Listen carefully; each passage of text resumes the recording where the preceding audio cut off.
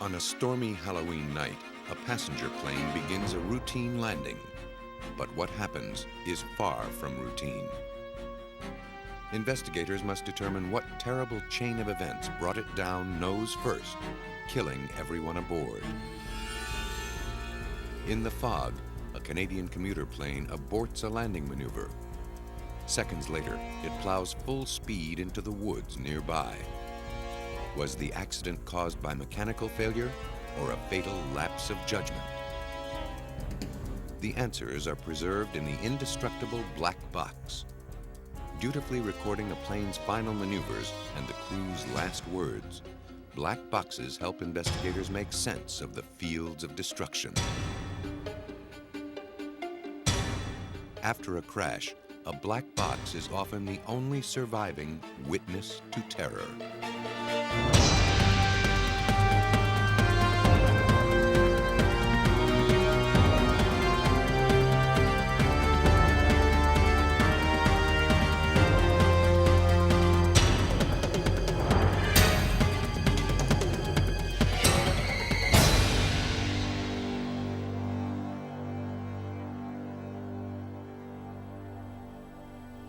On the evening of October 31st, 1994, American Eagle Flight 4184 took off in the rain from Indianapolis to Chicago, less than 200 miles away.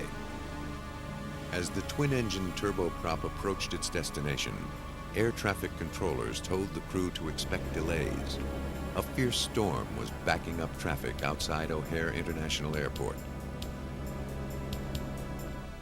The plane was put in a holding pattern over a rural section of northeast Indiana. The pilots noticed some icing and activated equipment to crack it off the wings. They depended on the autopilot to keep the plane steady and to maintain altitude. Attendants tried to reassure passengers that they would make their connections. All the other flights were delayed too. One of the busiest airports in the world was at a total standstill. In an announcement reconstructed from transcripts, the captain tried to reassure the restless passengers.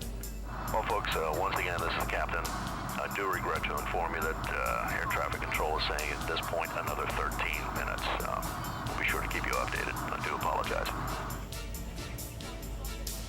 The plane had been holding for more than 30 minutes. Because of the storm, some passengers had debated whether to board the flight. Now they grew increasingly anxious. Finally, the transcripts indicated that controllers cleared Flight 4184 to begin landing procedures. Eagle Flight 184, descend and maintain 8,000. And down to 8,000, Eagle Flight 184. Eagle Flight 184, should be about 10 minutes till you're cleared in. Thank you. It was the last communication Flight 4184 would have with controllers. As the plane began its descent, something went terribly wrong. Instead of leveling off at 8,000 feet, the plane continued to descend, picking up speed. It plummeted through 7,000 feet, 6,000 feet, 5,000 feet. At 4,000 feet, it vanished from the radar screen. The aircraft plunged into a muddy soybean field in rural Indiana, shattering on impact. Fighting driving rain and freezing temperatures, rescue workers searched through the night for any sign of life from the 72 passengers and crew.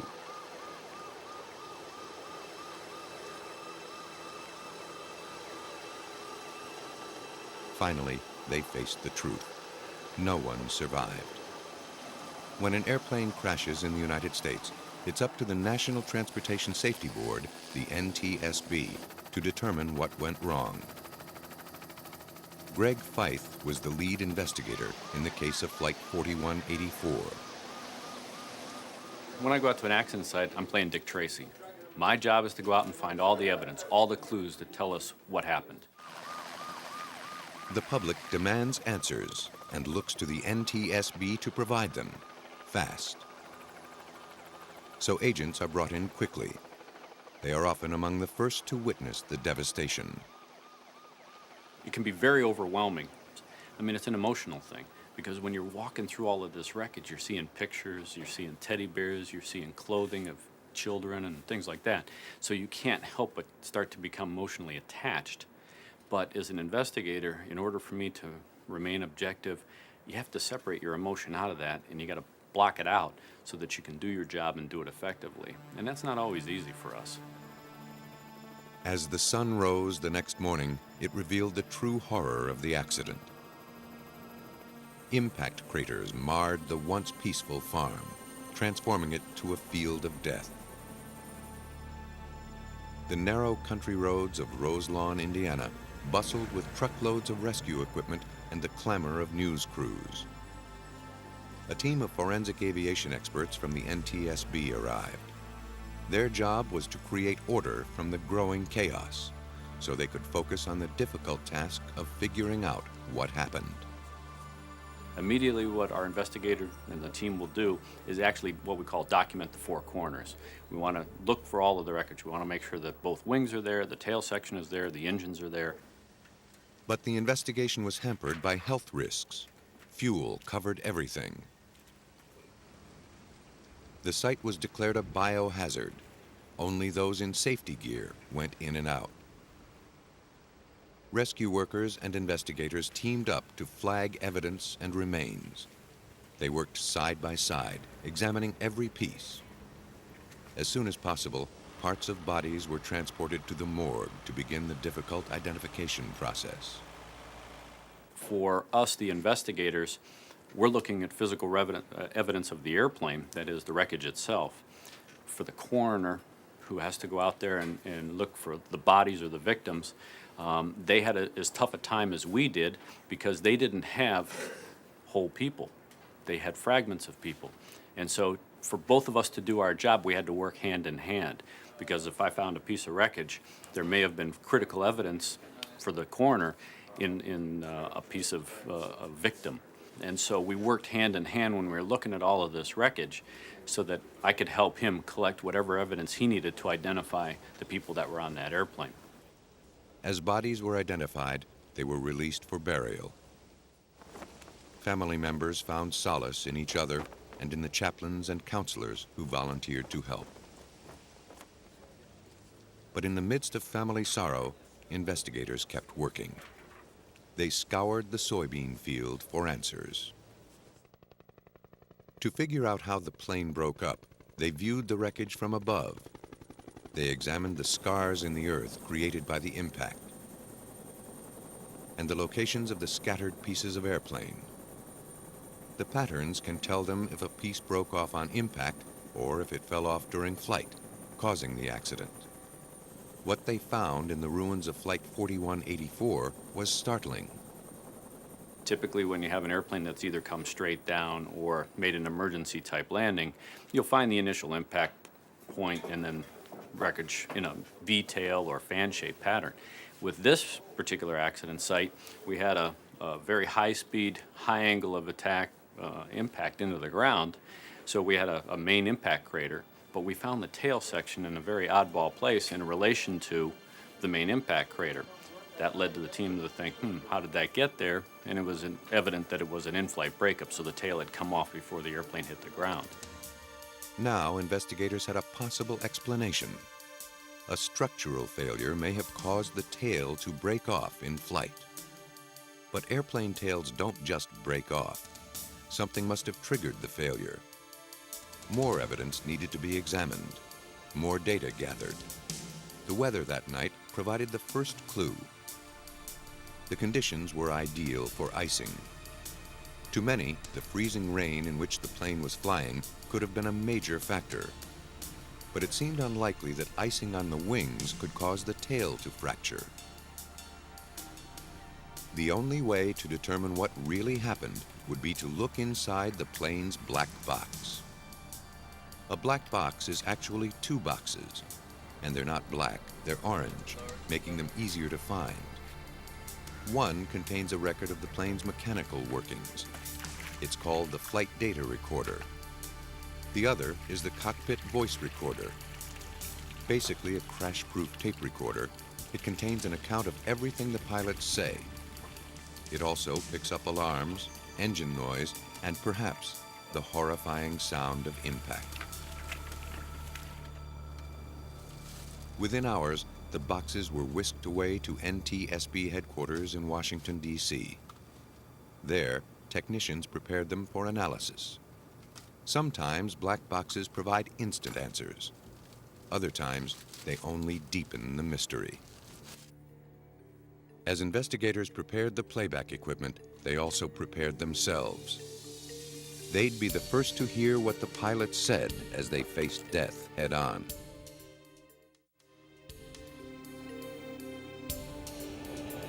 After maintaining a holding pattern near O'Hare Airport, Flight 4184 was cleared to descend from 10,000 feet.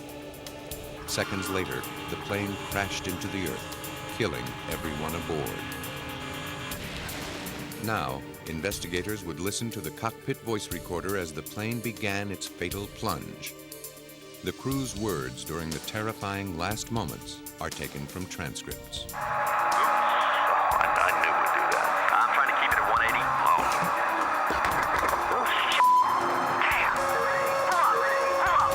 All right. Okay, just mellow out. Okay. Too low. Here. Too low. The chilling tape made it clear the pilots were completely broadsided. They didn't know they were in trouble until it was too late. But it raised more questions than it answered. Investigators were no closer to learning what happened.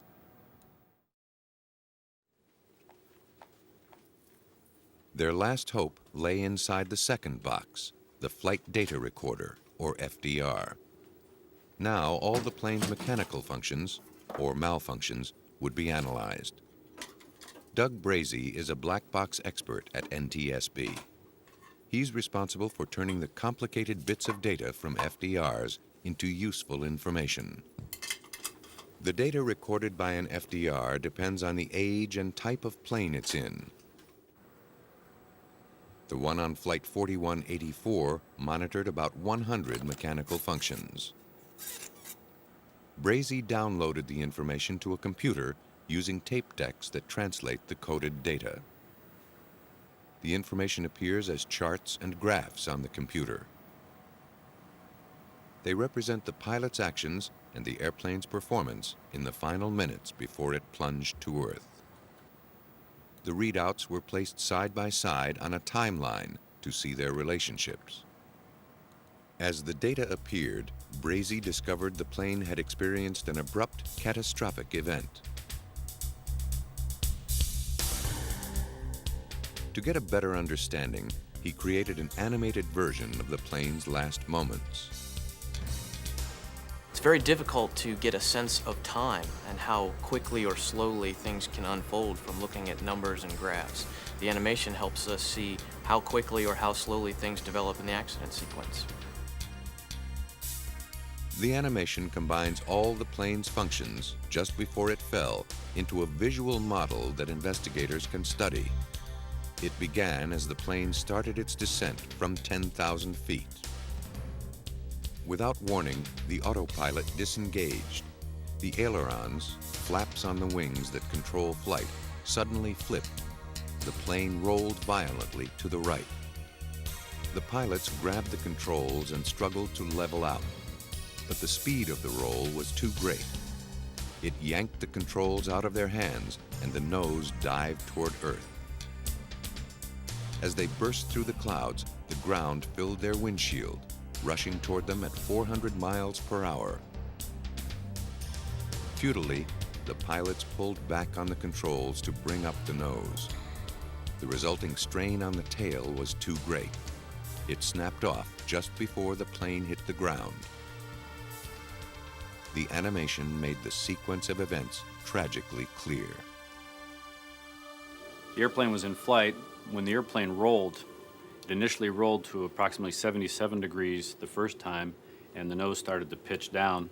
The first officer was able to recover it slightly, and as he tried to pull the nose back up, the airplane then rolled again completely through 360 degrees. The nose pitched down, and the roll continued another approximately 140 degrees until the first officer was able to get the roll stopped. But because of the very steep attitude that the airplane was in, and as he tried to pull out, he had a lot of aerodynamic force on the tail section of the airplane because he was pulling extreme. He was actually moving these flight control surfaces to their maximum. High aerodynamic loads, this part of the airplane literally came off, and the airplane then basically went over on its nose, striking the ground and then fragmenting. And as it fragmented, this part of the aircraft ended up getting slingshotted to the furthest point in the wreckage area. It was now evident that the crash wasn't caused by the tail breaking off in flight.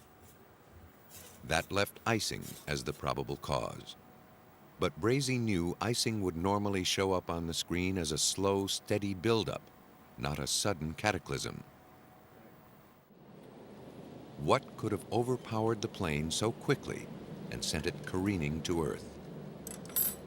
Knowing what makes a plane fly can provide clues to how it can fall. At Embry-Riddle University in Prescott, Arizona, wind tunnels are used to demonstrate the aerodynamics of flight.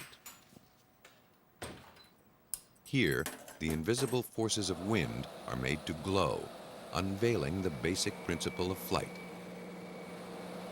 The faster that air moves over a surface, the less pressure it exerts. The slower moving air underneath pushes upward, causing the surface to lift. Aerospace engineer Richard Felton demonstrates the principle with a simple experiment. Let me demonstrate with a sheet of paper, if I might. I'm going to blow over the top of this surface of paper, so I'm not going to create anything below. There's no magic here at all, okay?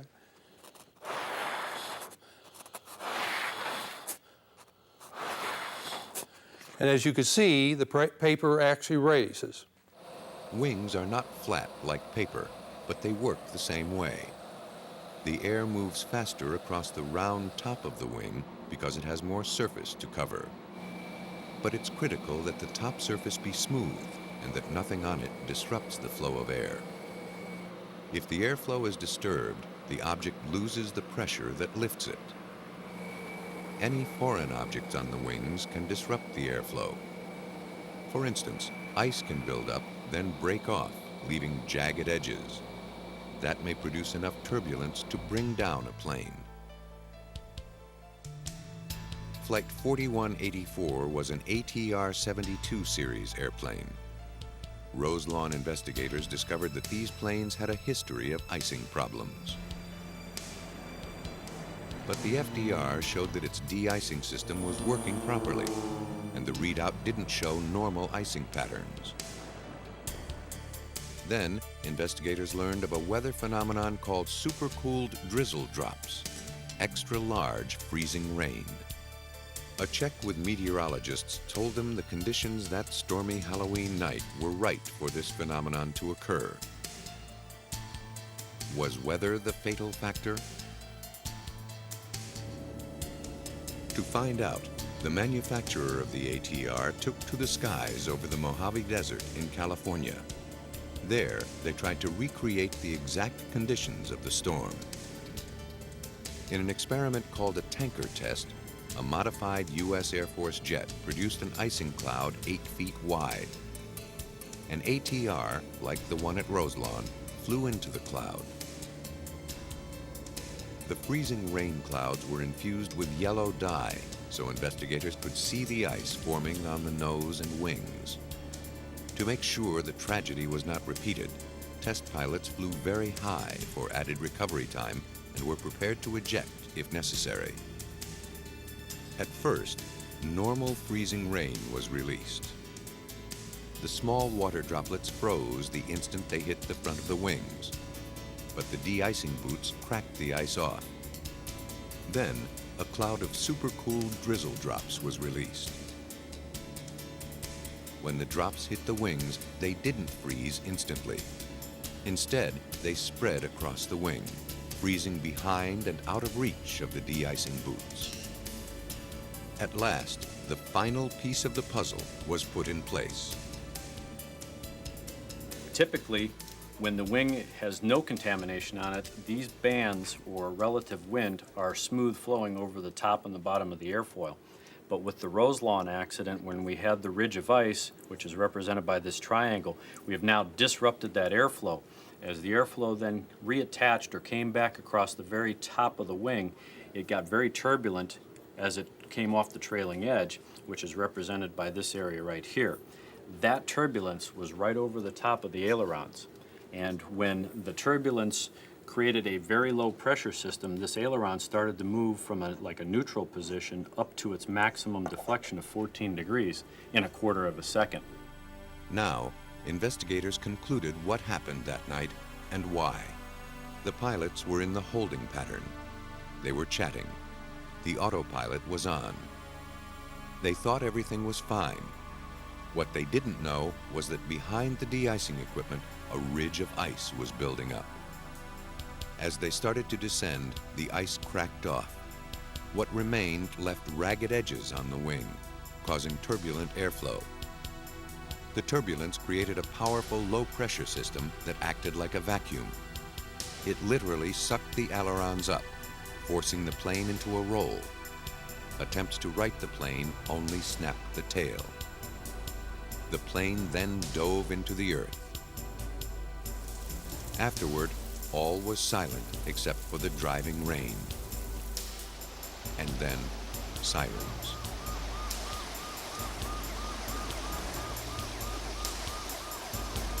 The crater in a soybean field in Roselawn, Indiana, is a scar that can never be healed.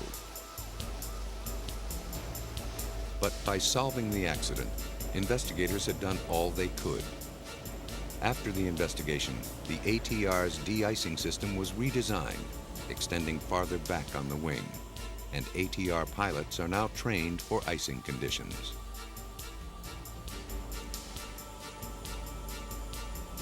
The work of the NTSB and others on the Roselawn case helped to reduce the chances of a similar accident happening again. Every airplane crash is the result of a fatal mixture of conditions. The ingredients come from the plane, the weather, and the pilot himself. In Canada, investigators tried to reconstruct a commuter plane's recipe for disaster. The mountains of British Columbia are among the most breathtaking in North America. But for pilots flying through them, they can be treacherous. In 1989, 2 young pilots at Skylink Airlines were flying 5 commuters in a 19-seat turboprop from Vancouver to Terrace, just over 400 miles away. They'd made the trip dozens of times, and they were familiar with the dense morning fog that often drifts through this part of Western Canada. The morning of September 26th was the start of just another day. Shortly before Flight 70 made its final approach to the runway, a 300-foot fog bank engulfed the airport, bringing visibility to 0. The pilot expected to see the runway lights pierce the fog at any moment. Instead, he saw only gloom. As the plane swooped down for the landing, he had second thoughts and safely aborted the maneuver. But as he pulled away, treetops suddenly loomed large through the dense haze.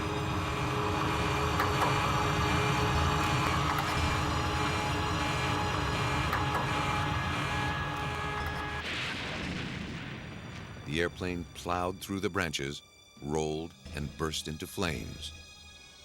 The pilots and passengers were killed on impact. Investigators from the Transportation Safety Board of Canada were assigned the horrible task of making sense of the tangled wreckage. Trees had cracked and fallen onto the fuselage. One of the wings had sheared off. The cabin was crushed. The cockpit was peeled open, exposing a snarled mass of wires, cables, and circuitry. The force had twisted and snapped off the propellers. It took days to find pieces of aircraft that hurtled into the forest. Reading the wreckage would take even longer. It's a forensic skill that requires intensive training. At Embry-Riddle University, would-be investigators gain experience by studying the remains of actual crashes reconstructed on the site. Director of Aerospace Safety, Bill Waldock, instructs his students in what to look for and how to find it. Well, just like in a crime scene, what I want the students to be able to do is to identify all of the things about this scene that are significant, to be able to find all of the parts, to be able to understand how those parts got where they were and what they mean, and then to be able to take that and put it into the rest of the story and literally fit all the pieces of the puzzle back together and come up with a clear picture of what happened to this aircraft and why it happened. According to Waldock, finding out what caused a crash is the first step to preventing another one. The main purpose we do investigations is to try to figure out what happened and why it happened, and once we've done that, then we can go change things and try to improve the rest of the system. It's an expensive way to learn, but usually it's one of the most impressive ways to learn, and we can get the point across pretty well that way. Every detail of the wrecks is painstakingly duplicated, right down to the flames. If a crash site is on fire, it's crucial to determine if the flames started in the air or on the ground. A plane that burns then crashes shows a different pattern than a plane that crashes then burns. A fire that ignites during flight generally burns hotter than a fire caused by impact because it's fanned by the rushing wind. According to Waldock, pre-impact fires leave a distinctive signature. One of the things that we look for in considering pre-impact fire versus post-impact fire is evidence that metal was hot when it hit the ground. And right in this area of the engine compartment on the left side, you see a little bit of feathered aluminum. To get that aluminum to broom straw or feather, that metal has to be up near its melting point. And right here we see a little bit of evidence that that process has occurred. That tells us that we had a pre-impact fire in this left engine compartment. Less than 7% of fires occur on impact. But when they do, they make the investigators' work much more difficult. When rescue crews put out the flames, the force of spraying water moves parts a considerable distance, and the fire itself can destroy valuable evidence. Fire will tend to get rid of our physical evidence. We're looking for example, fatigue in a metal structure. If the airplane caught on fire when it hit the ground, it'll tend to erase that evidence, tend to burn it away. And fire is one of the worst things we can do. At the crash site in Canada, fire was only the first of the many challenges investigators would face. Burn patterns showed that the fire was the result of the impact, not the cause of it. Lead investigator Roger Ayotte recalls the scene. The aircraft had crashed some 1,500 feet away from the airport, and the actual crash site itself was not particularly large. The airplane had hit the ground at fairly high speed, and the destruction was considerable. It certainly wasn't evident when we went onto the accident site what the problem had been. When we did start examining the wreckage, we realized that the aircraft, in fact, had impacted the ground inverted because the engine positions were switched on the ground. Ayotte and his team reasoned the fog may have played a role, but only a minor one. The pilots were too experienced, the collision too fast and furious, the devastation too complete. In the charred rubble, investigators located the flight's black boxes, still bolted to the tail. Their bright orange exteriors were camouflaged with soot. Perhaps the boxes would reveal what happened. They were flown to Transportation Safety Board headquarters in Ottawa for analysis.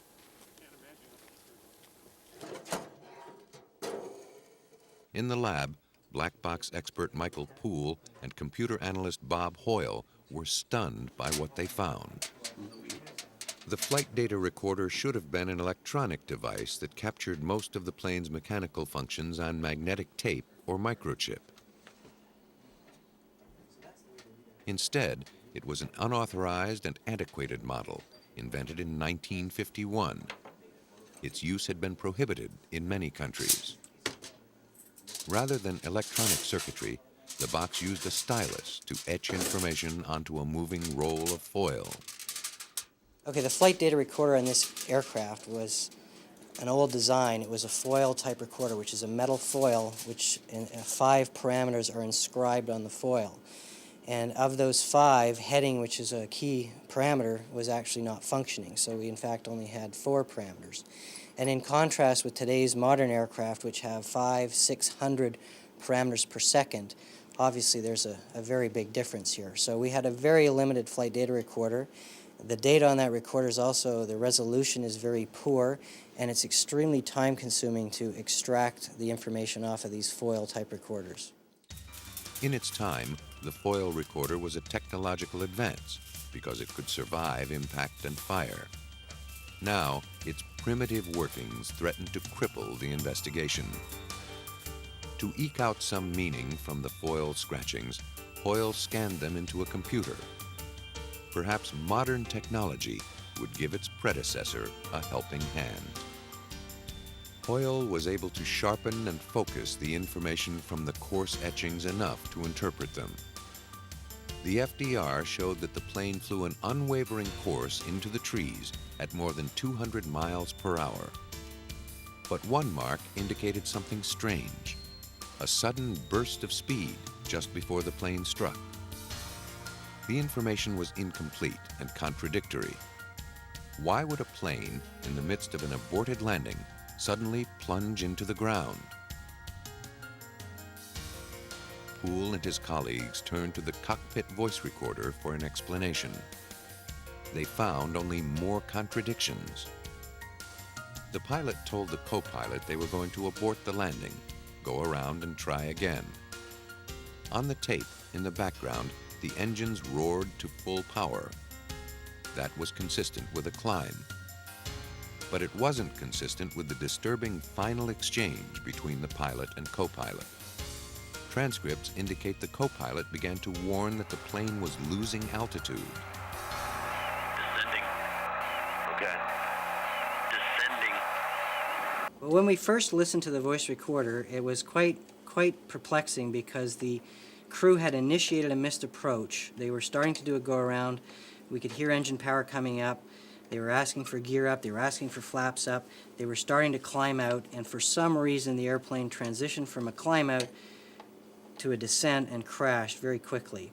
So this was quite puzzling, and that was really where we started to focus. Why was this airplane, which should have been able to fly out, shouldn't have been a big problem, transitioning from an ascent to a descent and hitting the ground?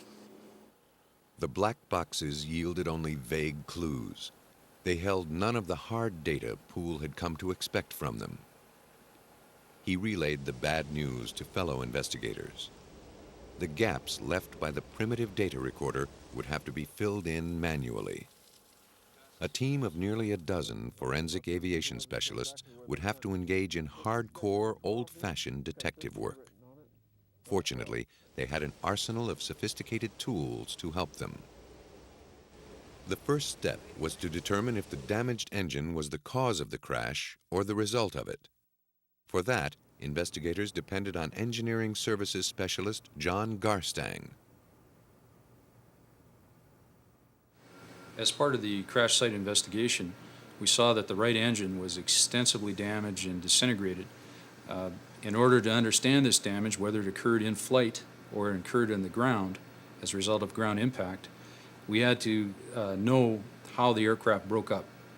That's where we used tree information together with the attitude that it hit the ground to determine the breakup sequence.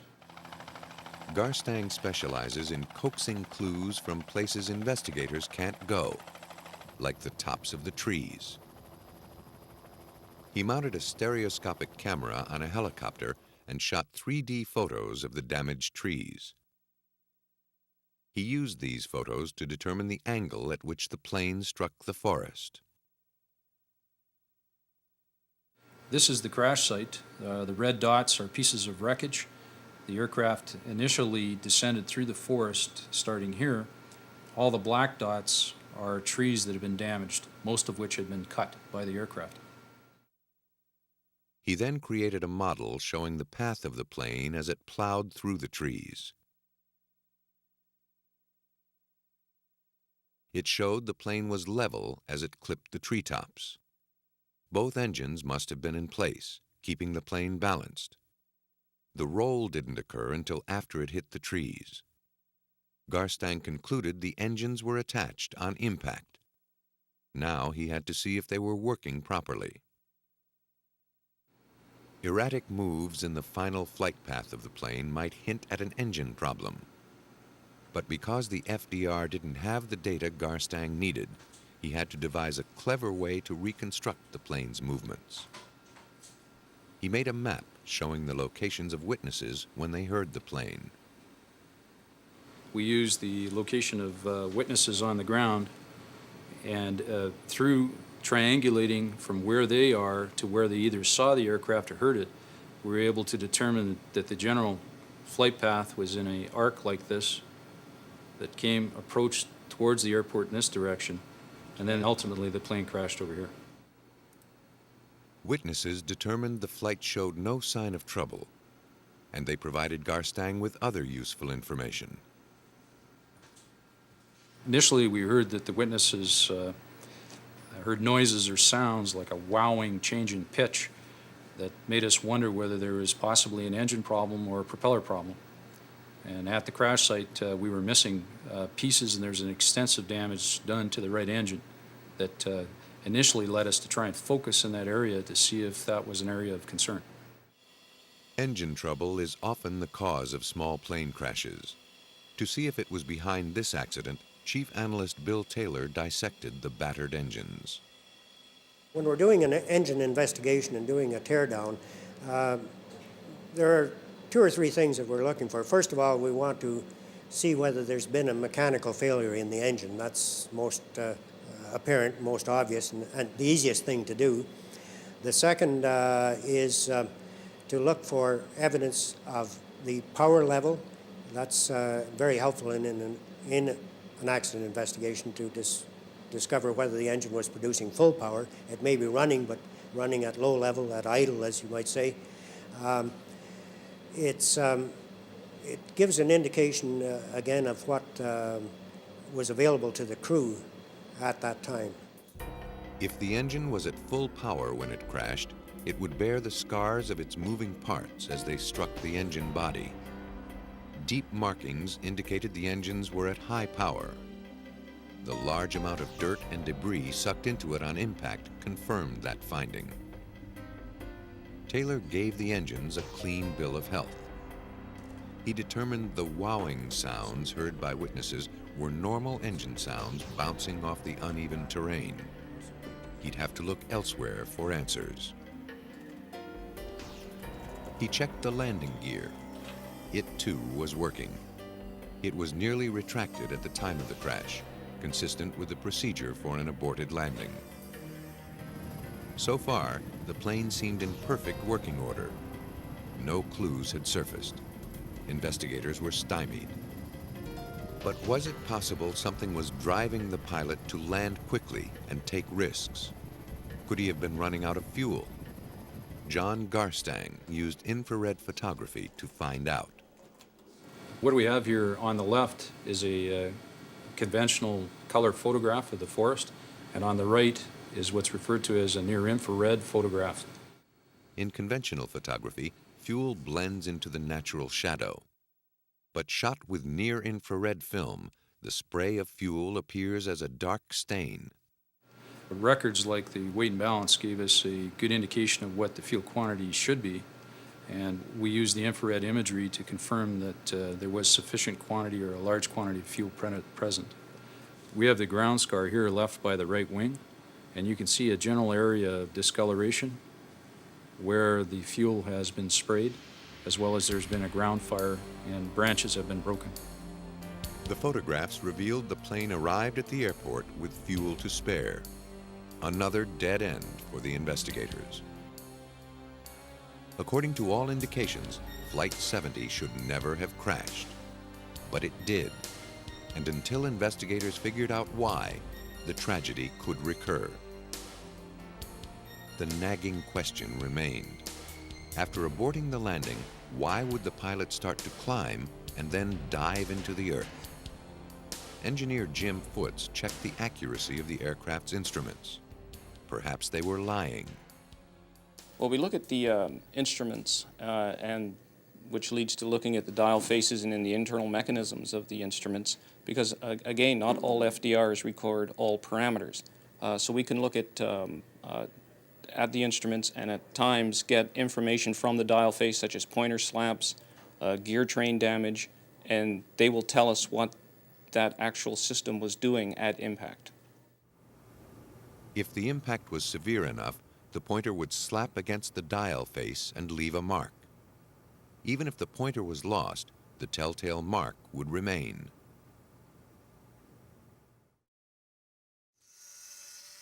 Most of the instruments were destroyed beyond recognition. Only the altimeter survived, and it showed the plane's altitude setting was right where it should have been. The pilot should have known how close to the ground he was. Once again, the solution remained elusive. But Foots had his suspicions. If the plane was going down, a warning system should have alerted the pilot, unless the warning system itself was faulty. He directed his attention to the warning lights.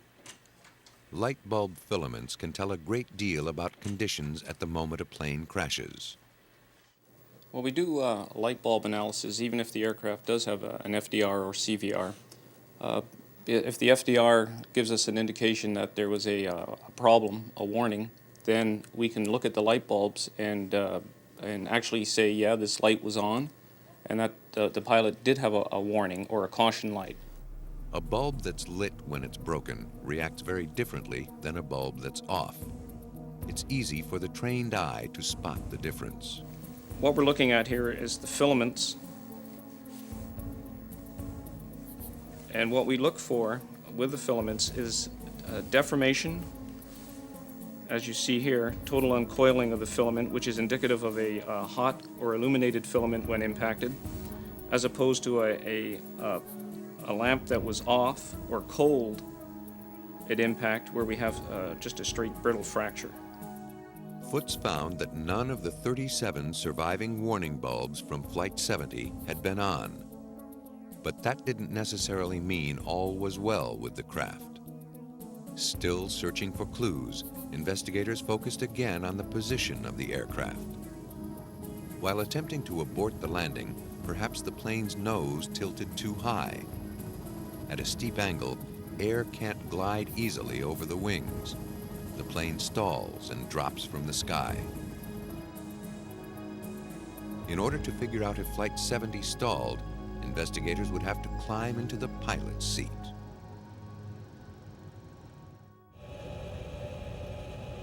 Whatever happened to Skylink Flight 70 came without warning.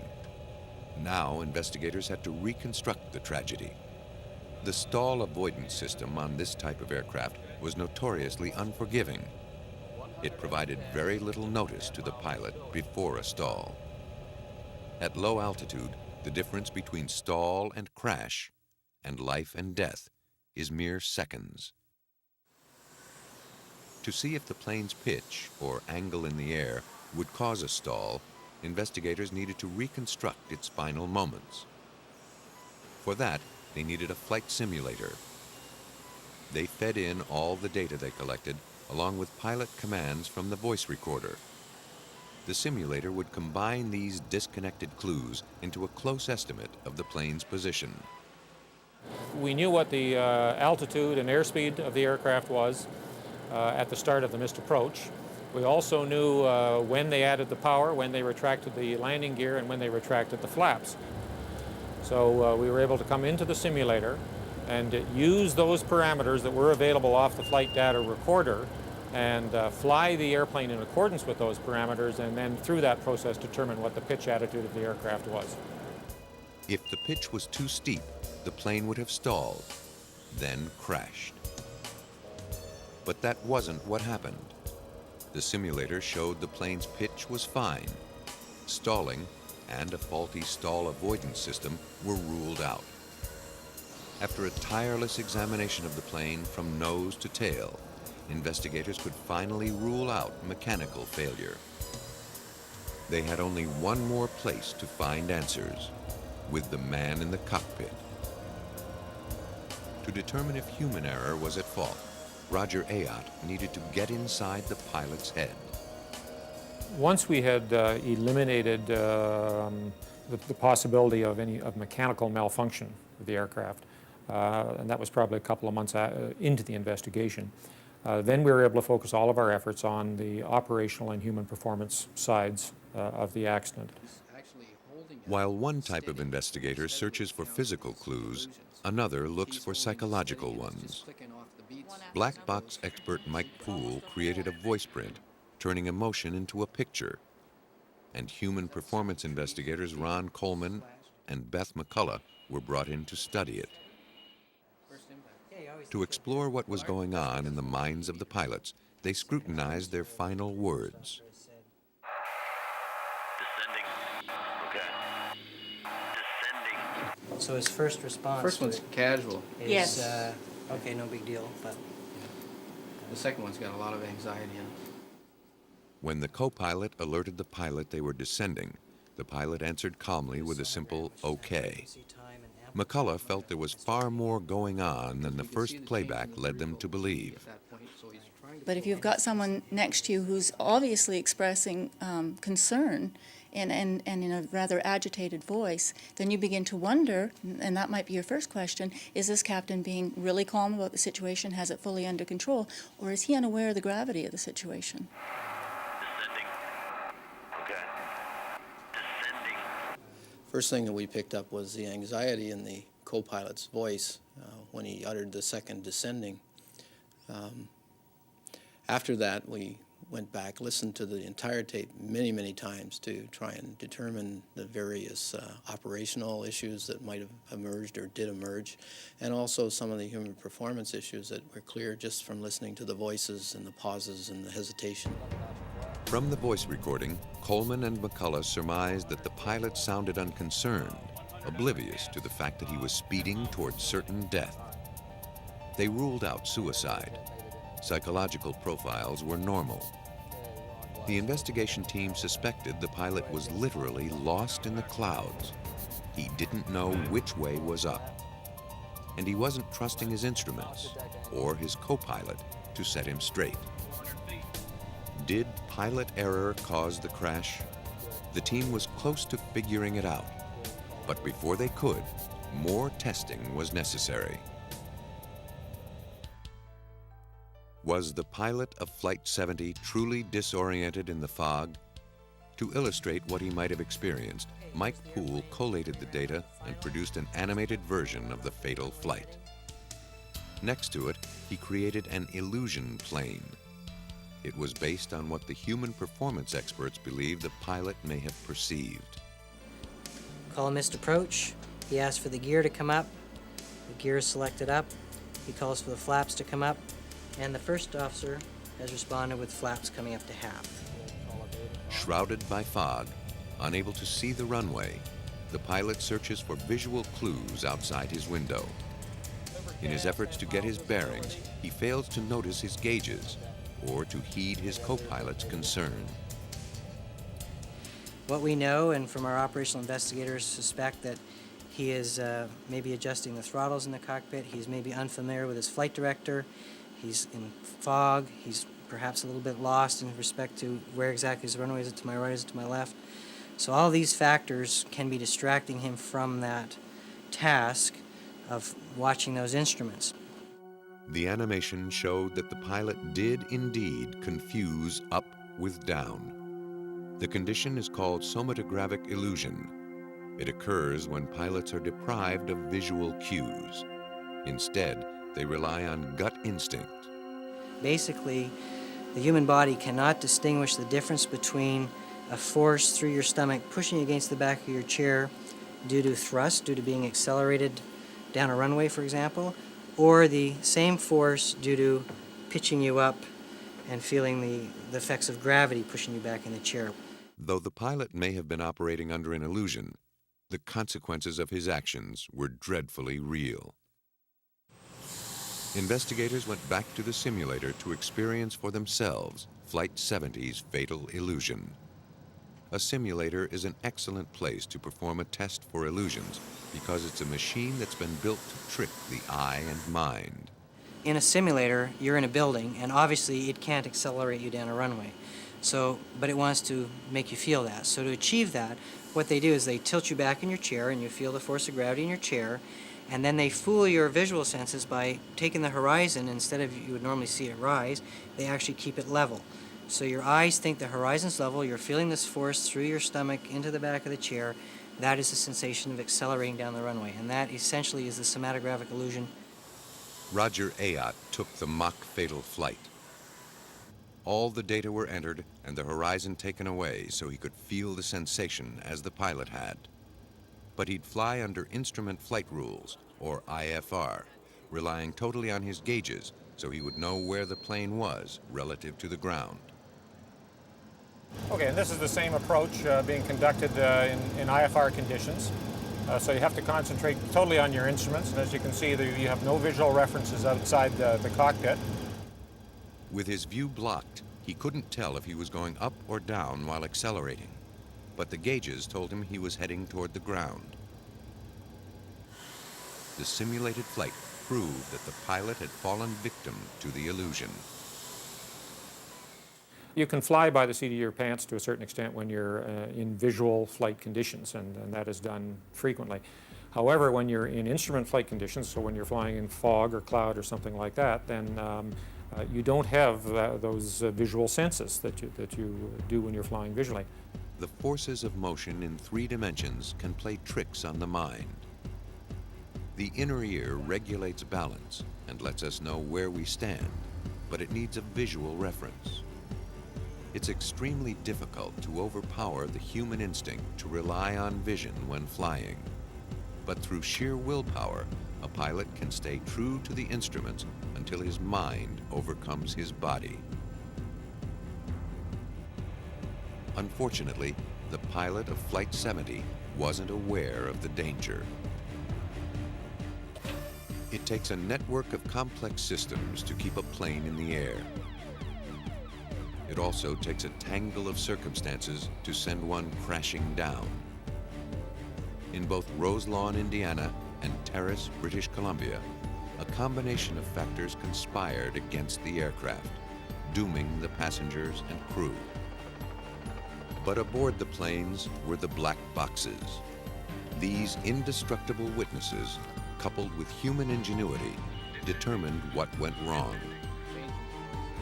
By surviving a crash, black boxes enable us to prevent countless others.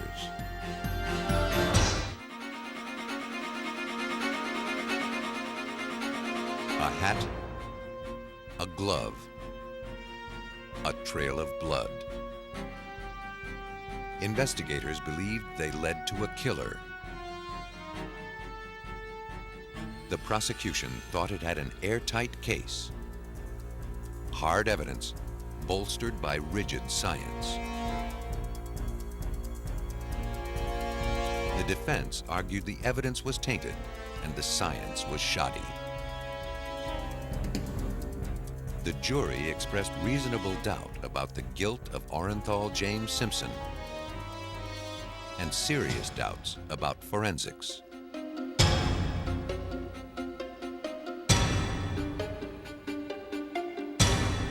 In courts of law and the halls of science, it was the trial of the century.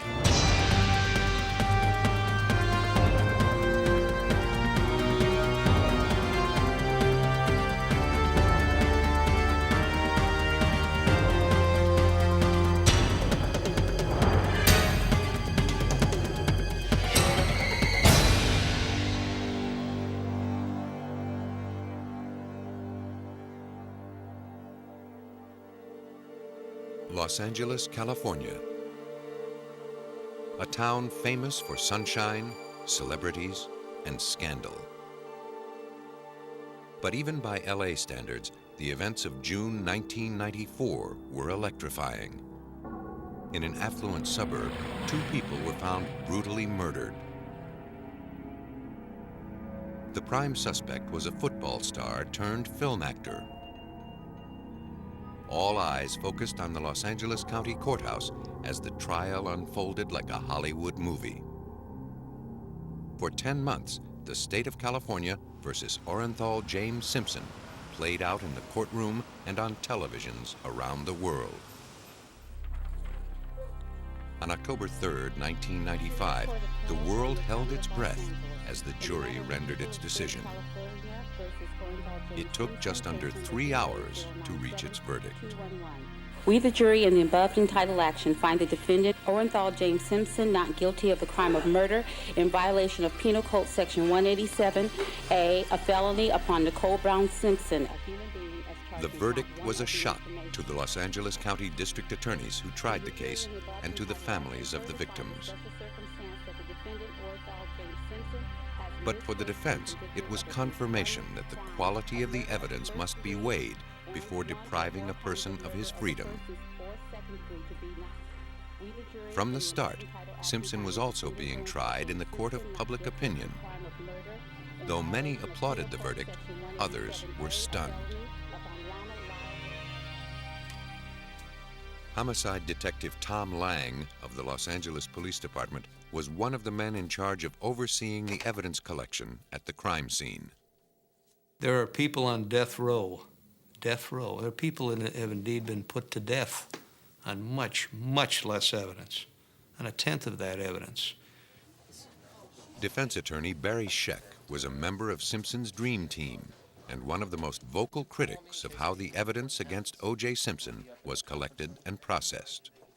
The way that crime scene was handled by the criminalists from the Los Angeles Police Department, by the people in the crime lab when they did the initial DNA testing, and by the medical examiner's office was shameful. Soon after the trial began, it became clear that more than Simpson was on trial. Forensic science would also have its day in court.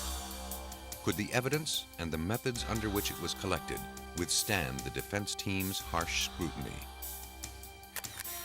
There were no eyewitnesses to the murders of Nicole Brown Simpson and her friend Ronald Goldman. But from the very beginning, the prosecution thought strong circumstantial evidence pointed to the killer.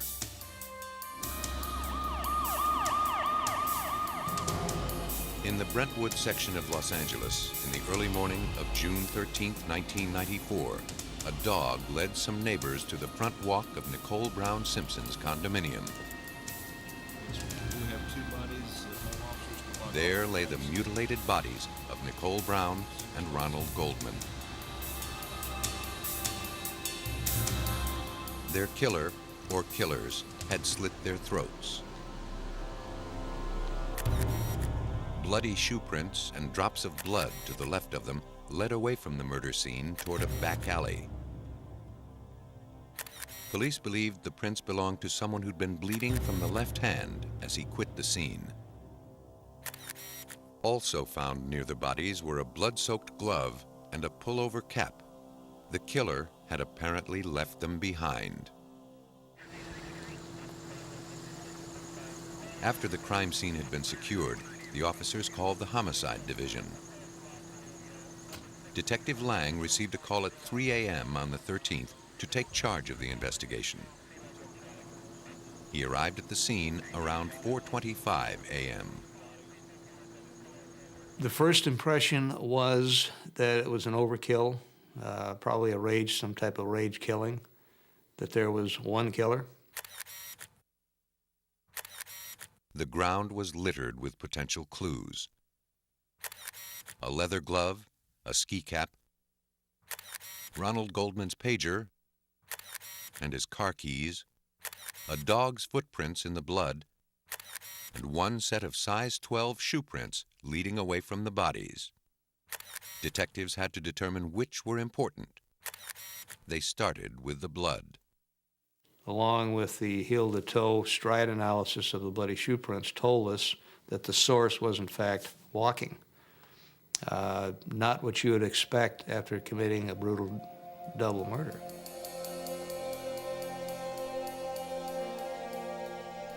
There's an interruption in his gait, and he stops, and there's 2 or 3 prints that point back towards where he was, indicating the possibility that the killer stopped and looked back.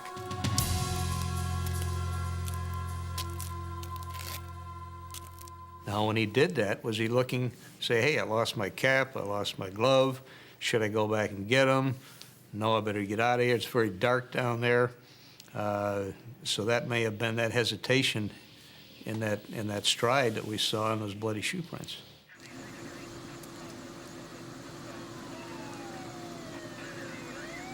At the request of his superior, Lang left the crime scene to notify the victim's estranged husband, former football star and broadcaster O.J. Simpson, that his ex-wife had been killed.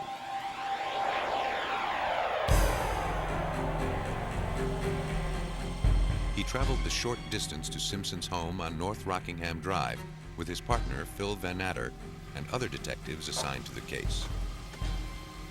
One of them named Mark Furman. It was the first time Lang and Van Natter had worked with Furman. Simpson, this is the police. Mr. Simpson, this is the police. Will you please open the gate? They approached the front gate of Simpson's home. Though they could see lights on in the house, no one responded to the buzzer. According to the testimony of Mark Furman at trial, he then noticed a white Ford Bronco outside the gate. It was parked at an odd angle. Through the window, he saw a small black bag bearing the label Orenthal Productions. Furman concluded the car belonged to O.J. Simpson. He then called Tom Lang over to show him something else he had found.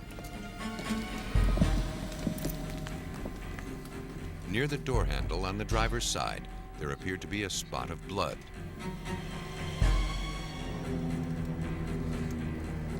Lang testified that the detectives feared Simpson was injured and decided to enter Simpson's property to investigate, even though they didn't have a warrant. Furman climbed over the 5-foot wall and let the other detectives in.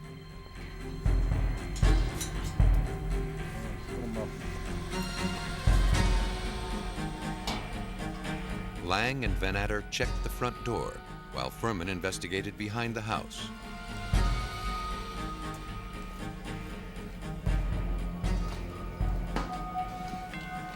It didn't appear as if anyone was home.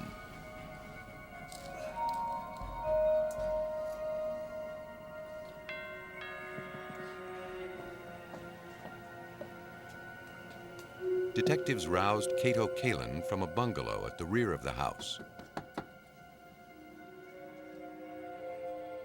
Kalin, a guest of Simpson's, wasn't certain of Simpson's whereabouts, but told the detectives he'd heard several loud thumps behind his room earlier that evening. Police later learned that Simpson had left hours earlier for Chicago.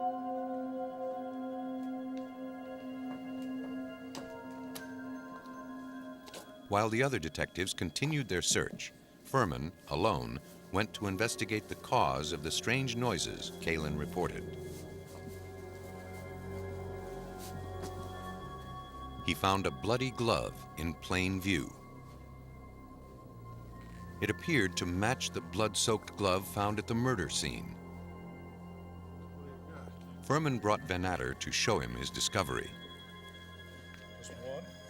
Simpson's Rockingham estate was declared the second crime scene of the night. O.J. Simpson was now a prime suspect. Went with something. He was not a suspect initially when we went on the property. But once the glove had been found, he most definitely became a suspect. According to the testimony of Philip Van Natter, as dawn broke over Los Angeles, he was able to see drops of blood in Simpson's driveway. They led from the Bronco to Simpson's house. Later, Van Natter found drops of blood in the entrance hall. As he looked into the Bronco, he saw still more traces of blood on the console and seat. Van Natter ordered the car seized and by 10:45 obtained a warrant to search the house for additional evidence. Meanwhile, Simpson returned from Chicago. Police had notified him by phone of his ex-wife's murder. He agreed to be interviewed by Detectives Lang and Van Natter without the presence of his lawyer. The detectives noticed a deep cut on a finger of his left hand.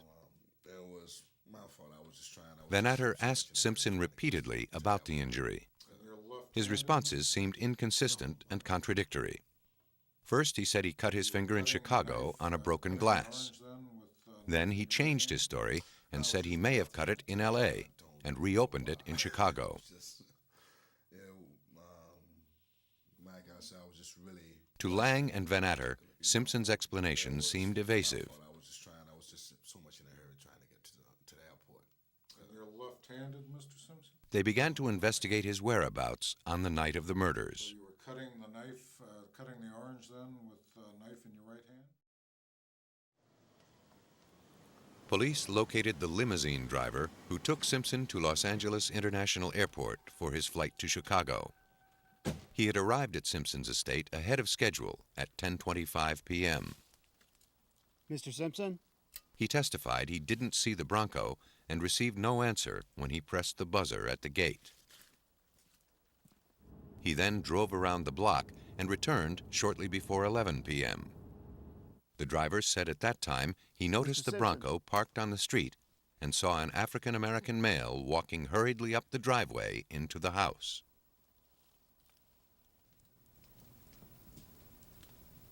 Then he saw a light go on. O.J. Simpson told him over the intercom that he'd overslept and would be down in a moment. Police believed the murders took place around 10:30. The prosecution felt Simpson's alibi couldn't hold up. They now had to find a motive. To build their case, police interviewed friends and family members of Nicole Brown. They suggested the killing was the final act of a vengeful and abusive husband. Nicole, battered and bruised, had called the police in 1989, charging that Simpson had beaten her. 911 emergency. Can you get someone over here now to 325 Gretna Green? He's back. Please. Okay, what does he look like? He's O.J. Simpson. I think you know his record. Could you just send somebody over here? Okay, what is he doing there? He just drove up again. He just drove somebody over. Okay, wait a minute. What kind of car is he in? He's in a white Bronco, but first of all, he broke the back door down to get in. Okay, wait a minute. What's your name? Nicole Simpson. Okay. For his actions, a court ordered Simpson to perform community service. More recently, friends said he'd been stalking Nicole, threatening her and pressuring her to renew their marriage. Nicole had also become concerned about a missing set of keys to her condominium. They would resurface after his arrest. Days before she was murdered, she told her mother that they were missing and she had thought Simpson had stolen them. And we find them on his person.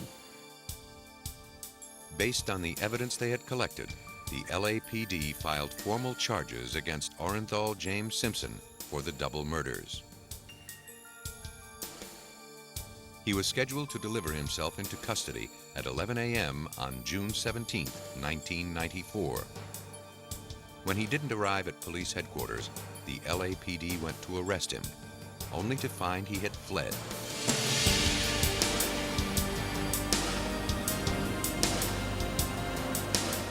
As they began an extensive search, a television news helicopter began broadcasting images of Simpson and his friend A.C. Cowlings driving along the freeways of Los Angeles in a white Ford Bronco.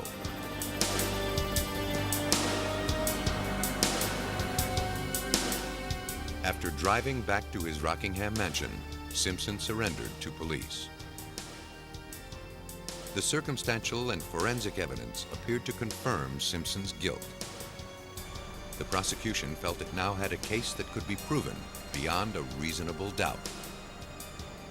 Instead, the case would raise a cloud of doubt about forensic science itself.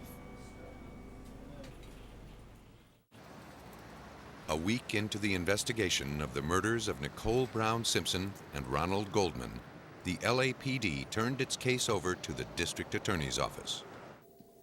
Prosecutors, along with the LAPD's Tom Lang and Phil Van Atter, were increasingly confident their case would hold up in court. Phil and I talk about our last 10 murders combined don't have this evidence. So unquestionably, there's more evidence than that I challenge any prosecutor to tell me they've seen more, unless you've had it in, in Yankee Stadium in front of 80,000 people. I've never seen more evidence, or even heard of more evidence in a criminal case than this. The prosecution accumulated what it felt to be a mountain of evidence. The 2 blood-stained gloves, blood found at the scene, in Simpson's Bronco, and on his clothing, as well as hair found on the knit cap, consistent with that of an African-American male. This is very important evidence. Circumstantial, yes, but extremely important evidence. What's interesting in this case is every little thing like that ended up in the lap of O.J. Simpson. Nothing was exculpatory. Nothing said someone else was involved or a second person. Nothing says this guy didn't do it. The trial of O.J. Simpson for the murder of his ex-wife Nicole Brown and her friend Ronald Goldman began in January 1995 in the Los Angeles County Courthouse. Because California state courts allow TV cameras, an audience of millions followed the trial day after day. It was the most watched trial in history.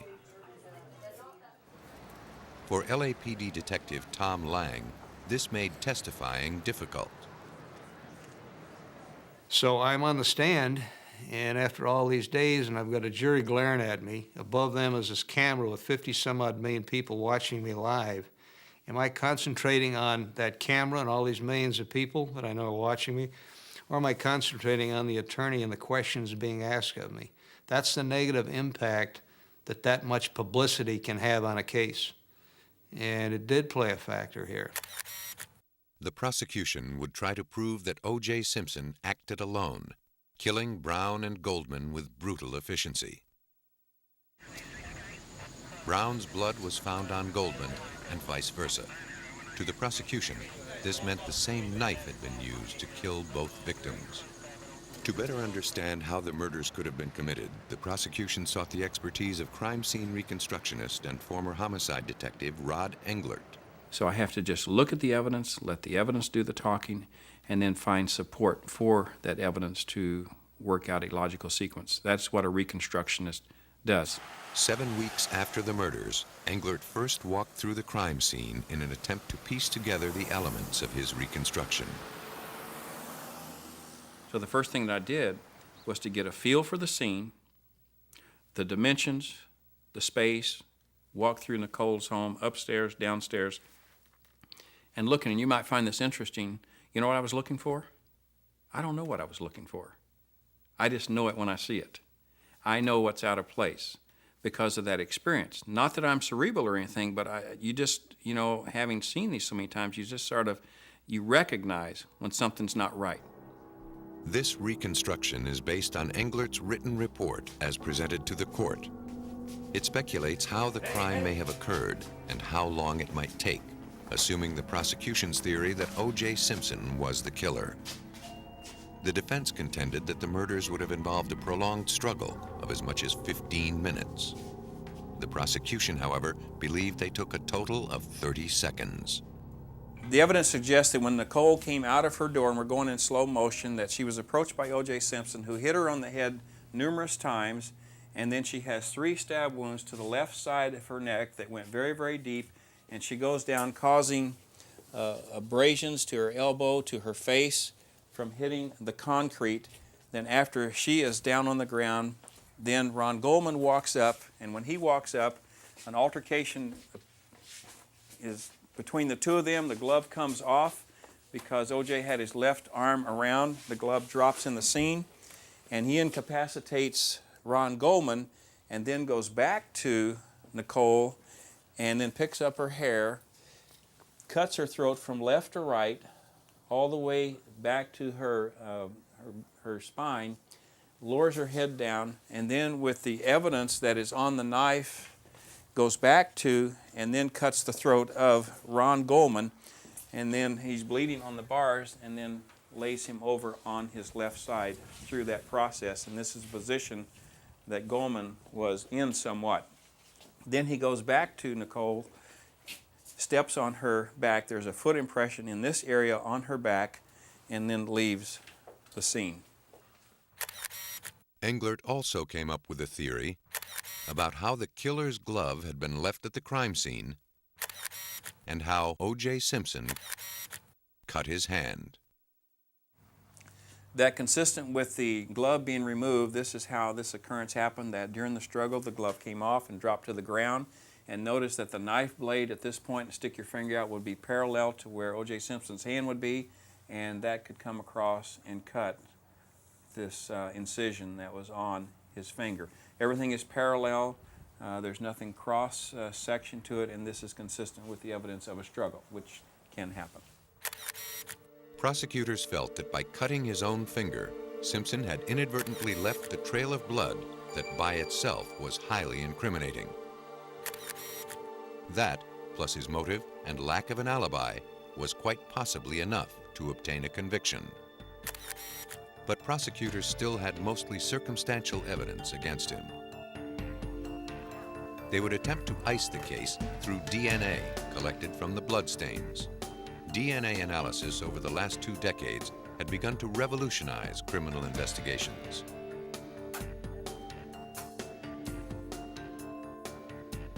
Until recently, blood evidence had limited use in helping identify criminals. By examining what are called the antigens in blood, scientists could determine its type, A, O, B, or AB, but could not trace a blood sample to any one individual. Beginning in the 1980s, science promised to make blood evidence much more significant by examining its DNA. Found in every cell of our bodies, DNA contains the coded instructions of our being. The color of our eyes, our height and hair color, the size of our brain, and so on. Since no 2 humans are alike, except identical twins, it follows that no 2 people have the same set of DNA instructions. By breaking the code, scientists have been able to identify the patterns or markers that distinguish one person's DNA from another's. 2 tests are used to isolate and identify human DNA. One, called polymerase chain reaction, or PCR, requires a small sample of blood cells, which are then replicated to produce a larger sample. For the other test, called restriction fragment length polymorphism, or RFLP, researchers must start with a much larger sample of cells.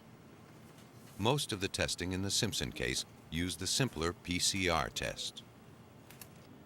Though most courts have accepted DNA evidence, there remains some controversy about its reliability and methods. Like critics of fingerprint science 100 years ago, some question whether we have truly broken the code. In addition to that, DNA science is difficult to explain and, for many jurors, hard to understand. The results of DNA analysis in the Simpson case were stunning. A prosecution expert testified that the drops of blood leading away from the murder scene were probably O.J. Simpson's. The odds the blood came from someone else were calculated at 1 in 170 million. Blood found on the back gate at the murder scene was also identified as Simpson's. Here, the odds of it being someone else's were 1 in several billion, greater than the population of the planet. This essentially proved the blood was Simpson's. Simpson's blood was also identified on the Bronco's door panel, dashboard, and near the headlight switch. Simpson told police he'd last driven the Bronco before dark on the day of the murders. crime scene reconstructionist Rod Englert. When do you turn on your headlights? Daytime?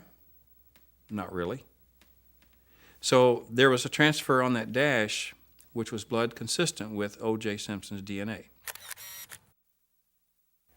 But even more remarkable was the console between the passenger seat and the driver's seat.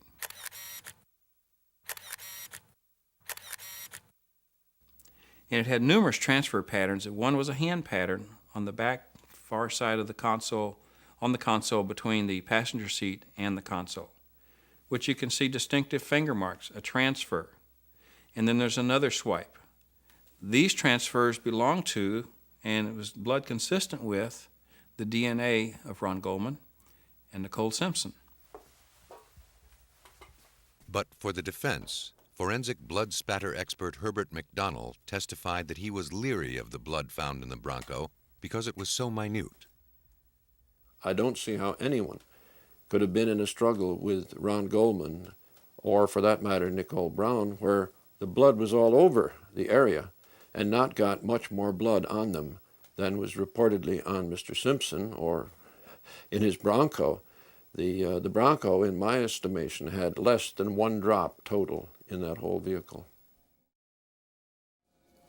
Regardless of the blood in the Bronco, prosecution DNA tests had identified the ample blood from both murder victims on the glove found behind Cato Kalin's bungalow. The forensic evidence gathered by the police and prosecution pointed a bloody finger at O.J. Simpson. The defense would point its finger at the police.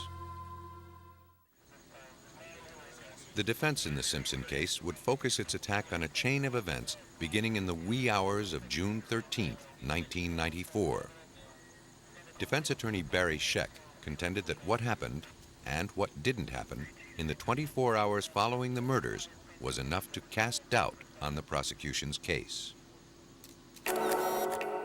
There was a lack of coordinated effort between the criminalists, the detectives, and the medical examiners. And you want to make sure that you keep everybody out of that crime scene until you have looked at it carefully, looking for the unexpected, making sure that you have seen absolutely everything before you allow all kinds of brass and supervisors to walk in and out, walk in and out, walk in and out, and begin to destroy the scene. The defense set out to prove that evidence gathering went from bad to worse. Well, the significance of the Simpson case lies in the way that crime scene was handled and its implications for the lab work. And we're talking here about the way that the criminalists on the scene collected the evidence, the way it was initially processed in the laboratories, and the way the medical examiner's office dealt with that. At the scene of the murders on South Bundy Drive, camera crews arrived at 7:30 a.m. Rod Englert believes the cameras were a distraction that seriously affected the way the crime scene was handled. It's just really difficult to do your job when just a few feet away you've got 15, 20 cameras over your shoulder that's going to be second-guessing you. Well, what are you thinking about? Are you thinking about the evidence while you're down on your hands and knees? Or are you thinking about these people shooting up the back of your dress? You see what I'm saying? Detective Lang, in charge of the investigation, couldn't stop the crews from filming. But he wanted to shield vital crime scene information so it wouldn't become public knowledge. Lang covered Brown's body with a blanket he found in her house. This would draw criticism at trial. The bodies, of course, themselves are evidence. Blood patterns on the body are evidence. If you have a camera crew show up and videotape that, you've compromised it, and you can't necessarily use that if you had a potential suspect or a witness that you'd interview down the line. The media today has lens that could highlight a human hair at 200 feet. You know, we're just honing in on the crime scene, on the one victim, Nicole Brown, in all of the evidence, compromising that evidence. That's one reason that body was covered. They took a blanket and they put it over the bodies and they brought hairs and fibers all across that scene, when obviously some of the key pieces of evidence in the case might come down to hairs and fibers, where did they come from? Only one of the bodies had been covered, and Lang felt his reason was valid. Did we contaminate it? There's always that possibility, but in this case it was exactly the right thing to do because there was no contamination. There were no foreign hairs, fibers, or debris found on Nicole Brown or her clothing. It was a tightly knit, clean hospital blanket that was used. The cameras, meanwhile, became a useful tool for the defense. We were able to get some of the videotape of the cameras looking in as the officers were processing the crime scene and able to demonstrate that they weren't changing their gloves, that they were commingling some of the evidence, that people were walking in and out of the crime scene at times when they probably shouldn't have been. The defense began a theme it would stress throughout the trial, that the blood evidence in the case had been contaminated. When blood is shed, bacteria immediately begins to break it down, along with its DNA. The defense suggested improper handling of the blood swatches had allowed the blood to deteriorate too far to permit accurate test results. Chief Criminalist Dennis Fung had relied primarily on swabbing the blood at the murder scene and transferring it to cotton swatches. The swatches were supposed to be dried, then wrapped in cloth bindles for transfer to the lab.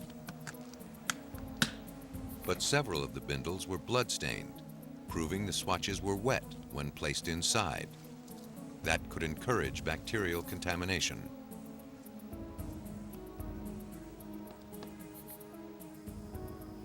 Fung also left the blood evidence in his enclosed van for hours without air conditioning in the hot California sun.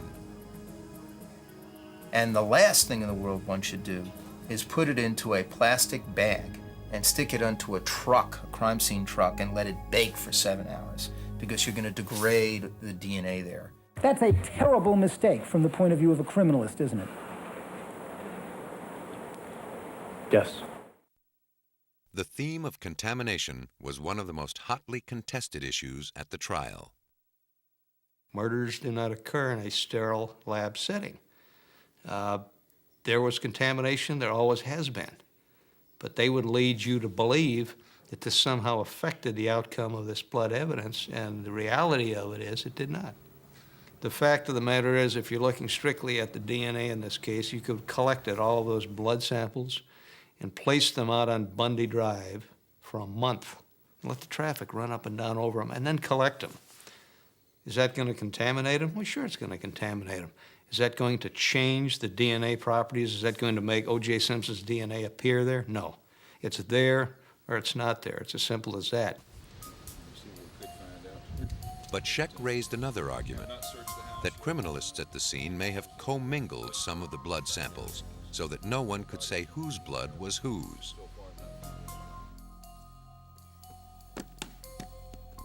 Dennis Fung had first collected drops of Simpson's blood at O.J.'s home, then arrived at the murder scene to collect blood samples there. A grueling cross-examination by Barry Scheck raised serious doubts that Fung had changed his gloves, or even worn gloves, while collecting evidence at the murder scene.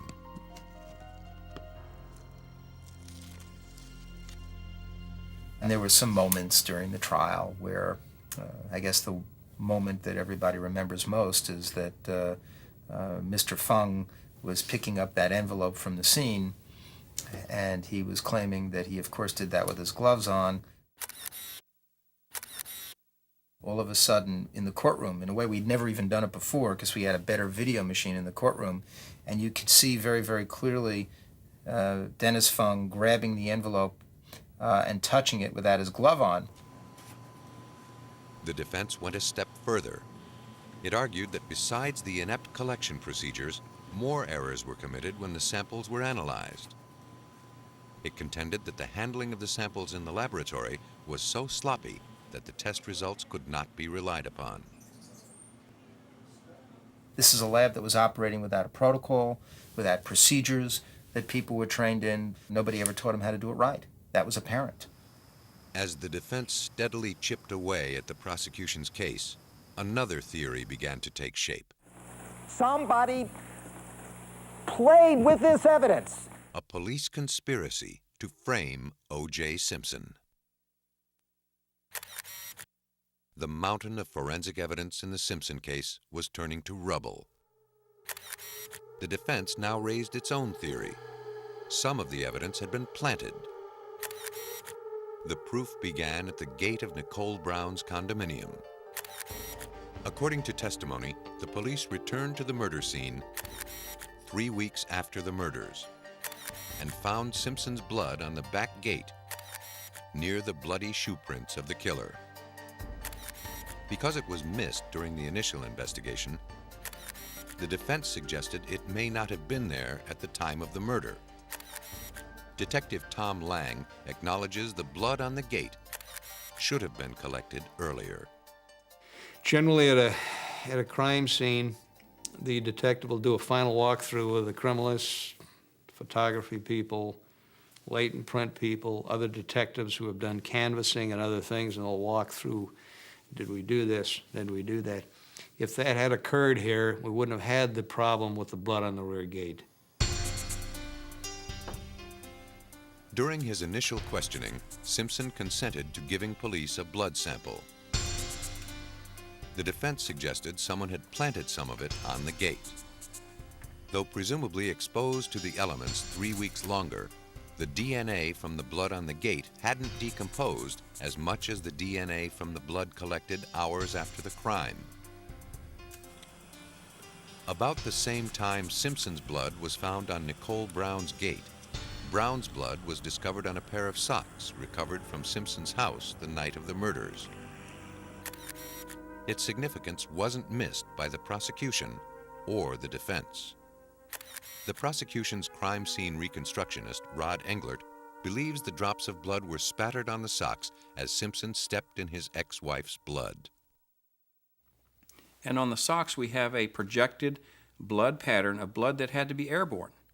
When it landed on these socks, creating numerous spots around the ankle and the front of one of them, and numerous match head size spots on the other. Now, I don't know which one was right or left, but those spots stopped at where the shoe would be on, if it was a regular street size shoe. Those spots stopped at a certain level on both of them where pant legs would be.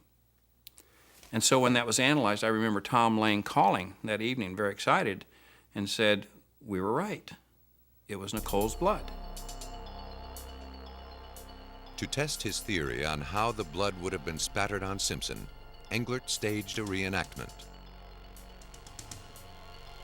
To recreate the struggle, he used police officers dressed in white so the blood would show up better. The white set matched the exact dimensions of the murder scene. The violent struggle between the killer and the second victim, Ronald Goldman, took place in close proximity to the deepening pool of blood from Nicole. Englert matched the amount of blood from the crime scene exactly and found that it would have been difficult to avoid spattering, as the test amply demonstrated. Forensics experts Herbert McDonnell and Henry Lee conducted their own examination of one of the socks found in Simpson's bedroom. The ankle stain was very large. It was not spatter. Both men claimed the blood had not been spattered at all. It was not projected there. It was not dripped there. It was not cast off and landed there by flying through the air. It was transferred from contact by something that had blood on it.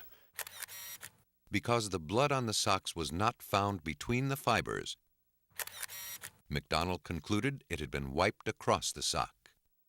The margin around the center of that stain shows blood on the surface of the fibers only.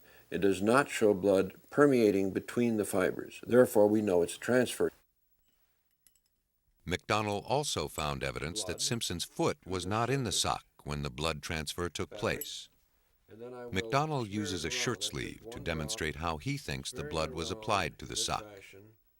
He places a single drop of blood on top of the cloth, which he calls surface 1. He rubs the blood in and it soaks onto the back, or surface 2. The blood is then transferred to surface 3, but does not soak through to surface 4. McDonnell and Lee found that blood had seeped through from sides 1 and 2 of Simpson's sock onto side 3, which would have been impossible if Simpson's foot had been inside the sock between surface 2 and surface 3. To the defense, this was compelling evidence the blood could have been planted on the sock, either at the crime scene or while the socks were in police custody. The conspiracy theory was supported by defense experts who found the presence of a substance called EDTA in both the blood on the sock and the blood from the gate at the crime scene.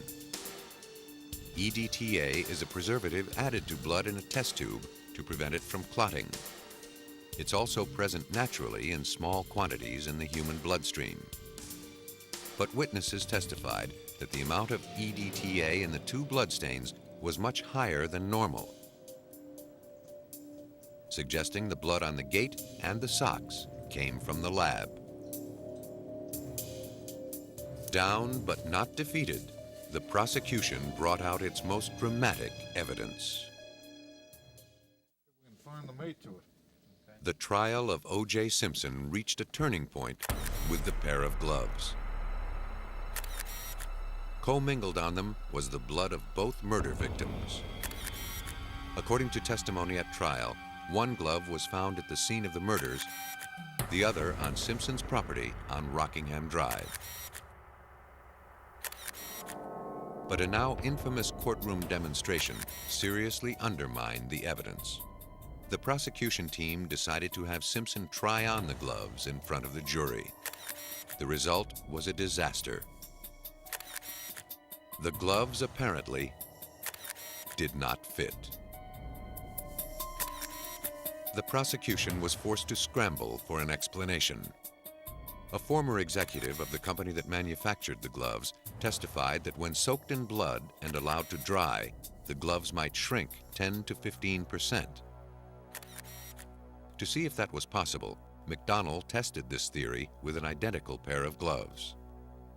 So I took the gloves that were sent to me and I poured my own blood over these gloves in a controlled condition, so I knew exactly how much blood remained on the gloves.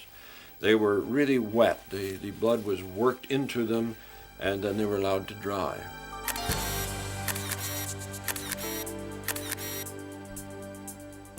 Prior to the experiment, McDonnell photocopied the glove to document its size. After the bloody glove dried, he again photocopied it for comparison. It had shrunk less than 1%. Next, he wanted to find out how small the glove would become if it really did shrink as much as the manufacturer claimed. He used the photocopier to reduce the glove to 10 and 15% of its original size. Then he compared the reductions to the original photocopy. The change was enormous. At 15%, the gloves would have shrunk over 1.5 inches. In McDonnell's opinion, the change was too drastic. Since it seemed unlikely that the gloves belonged to Simpson, the defense had an opening to expand its theory of a police conspiracy. It had already suggested that someone had planted blood on the back gate at the murder scene and on the socks from Simpson's bedroom. Now it put forward the theory that the glove found on Simpson's property had also been deliberately planted. Mark Furman had been alone when he found the glove at Simpson's house. He'd also been among the first detectives to arrive at Brown's condominium, where the first glove had been found. The defense suggested that Furman had picked up the second glove at the scene of the murders, taken it with him to Simpson's estate, and planted it on the pathway behind Cato Kalin's bungalow. For LAPD Detective Lang, it would have been impossible for Furman to have found the second glove at the scene of the murders because he was the 13th detective to sign the log. Because 12 people there before Furman only saw one glove. And it's very logical the way Furman found the glove. He was doing what anybody should have done, following up on an interview with Cato Kalin. Taking its theory a step further, the defense suggested that before he planted the glove, Furman may have used it to smear the blood of the victims inside Simpson's Bronco. It was a claim that made the LAPD's blood boil. Mark Furman did not plant any blood. Absolutely. He did not do it. He would have no knowledge how to do that. And there's no evidence of that whatsoever. None. There was no sprinkling of blood in that Bronco whatsoever. There weren't any drops. That was all transfers, and the significance of it was that it was transferred in the patterns consistent with one who had blood on his hands or possible clothing to get in and open the door, open the interior door, turn on the lights, touch over here with a hand transfer, and if implements or something was placed on the seat to be able to do that, someone would have to be so knowledgeable and so cerebral about predicting what was going to happen that I don't have that capability. I don't know anybody that does, to be able to make it consistent.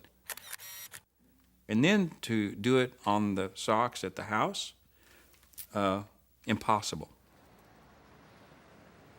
The defense had no real evidence that the glove was planted, and at first it could provide no motive for Furman to plant it. But that soon changed. You say on your oath that you have not addressed any black person as a nigger or spoken about black people as niggers in the past 10 years, Detective Furman. That's what I'm saying, sir. So that anyone who comes to this court and quotes you as using that word in dealing with African Americans would be a liar, would they not, Detective Furman? Yes, they would. All of them, correct? All of them. In one of the trial's most dramatic moments, the defense introduced evidence that Furman had expressed hatred toward blacks. The defense had found its final weapon for casting doubt on the prosecution's case. It played the race card. Tom Lang feels the issue of race was irrelevant. Furman's racism or whatever else Furman is has nothing to do with the two people getting murdered. It's unfortunate he was in the middle of it for the first couple hours, but you have to deal with that. And if you think he's planted evidence or anything else, we need to see evidence of that. Case number BA097211. The prosecution had been so certain of its forensic evidence, it had withheld other evidence pointing to Simpson's guilt for fear of exhausting the jury's patience. A felony upon Nicole Brown Simpson. But the defense had effectively nullified each piece it presented, claiming it had been contaminated by sloppy handling and a disregard for the procedures established to protect it. On October 3, 1995, Orenthal James Simpson was found not guilty of the murders of Nicole Brown Simpson and Ronald Goldman. Tom Lang is convinced the jury disregarded the compelling evidence the prosecution had put forward. The prosecution proved their case beyond a reasonable doubt. I've never seen so much evidence. Even there was a tremendous amount of evidence they didn't put on, but there was a tremendous amount they did. I've never seen that much put on in a case. When a jury comes back in 2.5 hours, it's pretty evident they didn't do what they were instructed to do, regardless of the outcome, regardless if it's guilty or not guilty. They did not do what they were told to do, and the court did not follow up on that. Defense attorney Barry Scheck feels the jury's verdict was based squarely on reasonable doubt. He believes the way the LAPD handled the evidence was totally inadequate. People in the forensic community recognized that this was wrong, that these procedures were unacceptable. The more sophisticated the technology, the more powerful the forensic evidence, the greater the importance that these people develop and are able to maintain a high sense of independence and professionalism. That kind of laboratory is the kind of laboratory, the kind of crime scene people that are our best protection for convicting the truly guilty and exonerating the truly innocent. After Simpson's acquittal, lawyers representing the victims' families in a civil suit would learn from the mistakes of the criminal trial. They would bring in circumstantial evidence not presented earlier, such as the fact that Simpson owned a pair of the expensive Bruno Magli shoes, like those that left their imprint at the scene of the crime. The prosecution only had to convince a majority of the jurors beyond a 50% certainty that Simpson was guilty. The prosecution was successful, and O.J. Simpson was found liable for the deaths of Ronald Goldman and Nicole Brown. He was required to pay $33.5 million to the victims' families. During the criminal trial, the prosecution had what it believed to be irrefutable evidence. It was wrong. Careless handling and collection techniques robbed the evidence of its power. It served only to raise doubt. The aftermath of the Simpson trial resonated throughout the halls of science.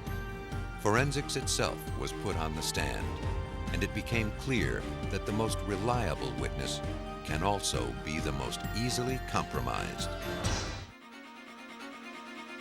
An elderly man is shot dead in front of his family at a July 4th celebration. No one knows where the bullet came from. How can police track down his killer? A charismatic leader of the Black Panthers is killed in a police raid. His supporters say he was assassinated. The police claim they shot him in self-defense. Can a forensic expert determine who is lying? A child dies in a drive-by shooting. Can a state-of-the-art computer link evidence from this crime to another and win a conviction? It takes a split second for a gun to deliver death.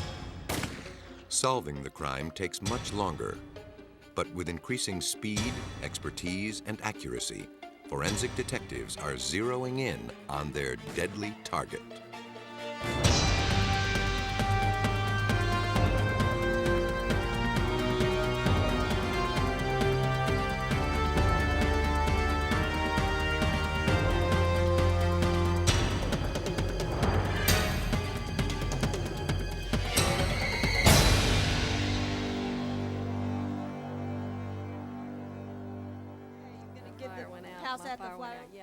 In Bloomingdale, Illinois, a small town 40 miles northwest of Chicago, July 4th, 1989 began like any other Independence Day.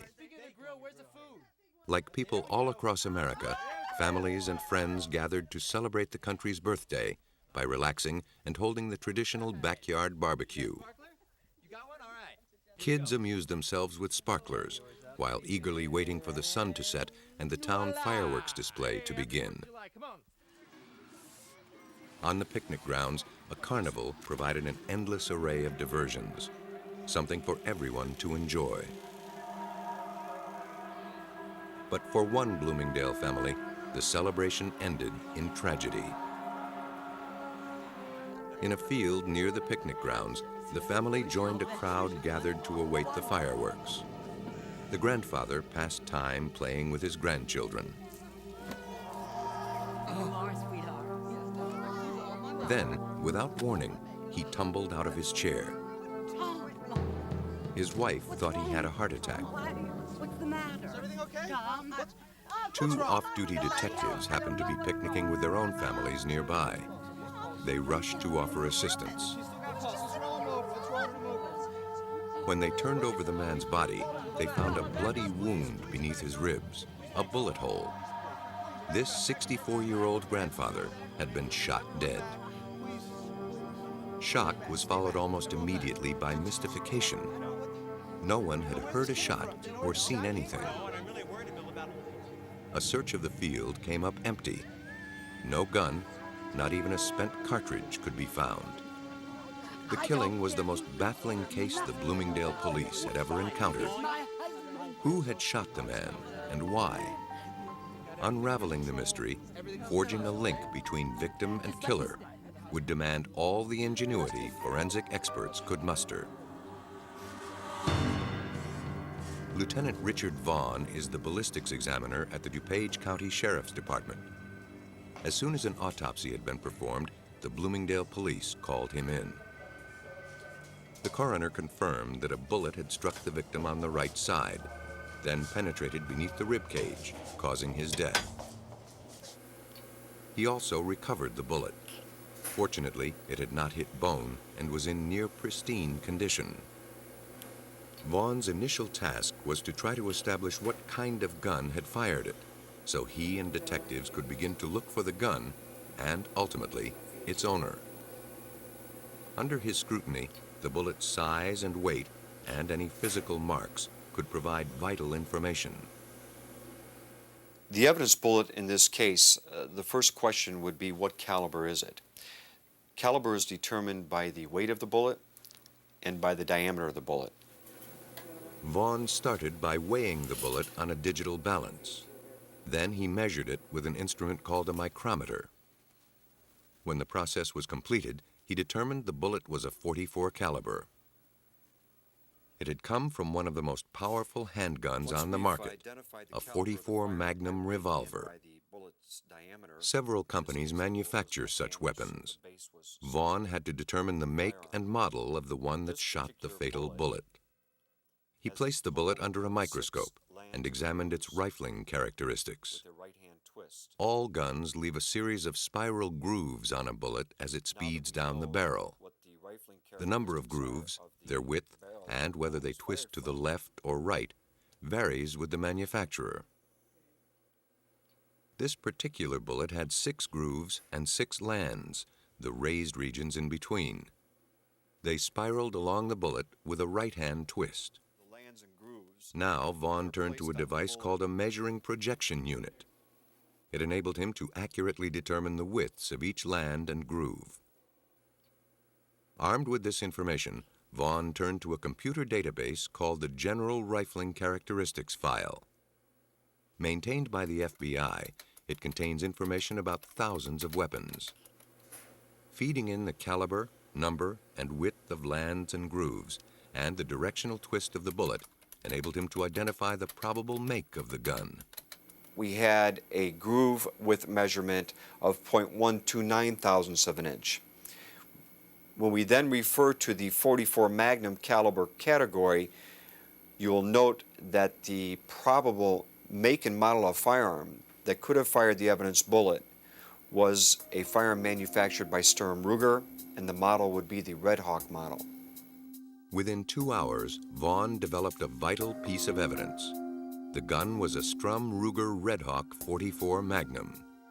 But a search of local gun shops turned up no record of any such weapon being sold.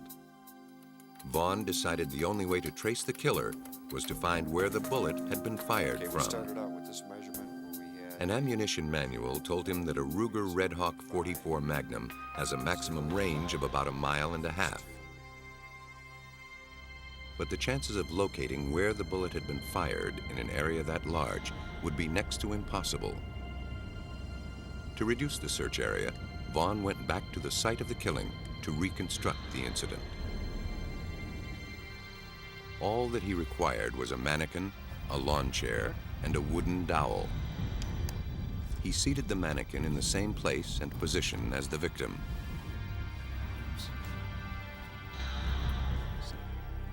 Then he inserted the dowel through its body in the precise angle of the bullet wound. The dowel rod now represents the actual trajectory of the bullet.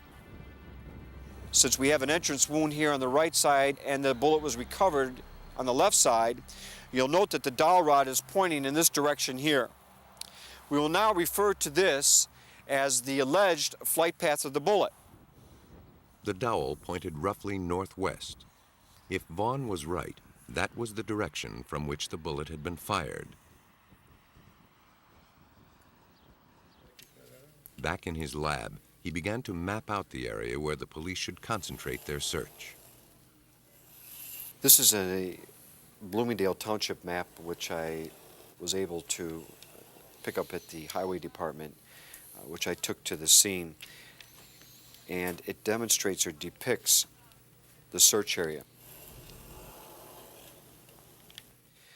You'll note this area here is the open field in which the spectators were seated waiting for the 4th of July fireworks to occur in this area here. The decedent was seated in a chair here. Now, we had determined by a quadrant that our search area was going to be to the north and northwest. But from where in this search area had the bullet been fired?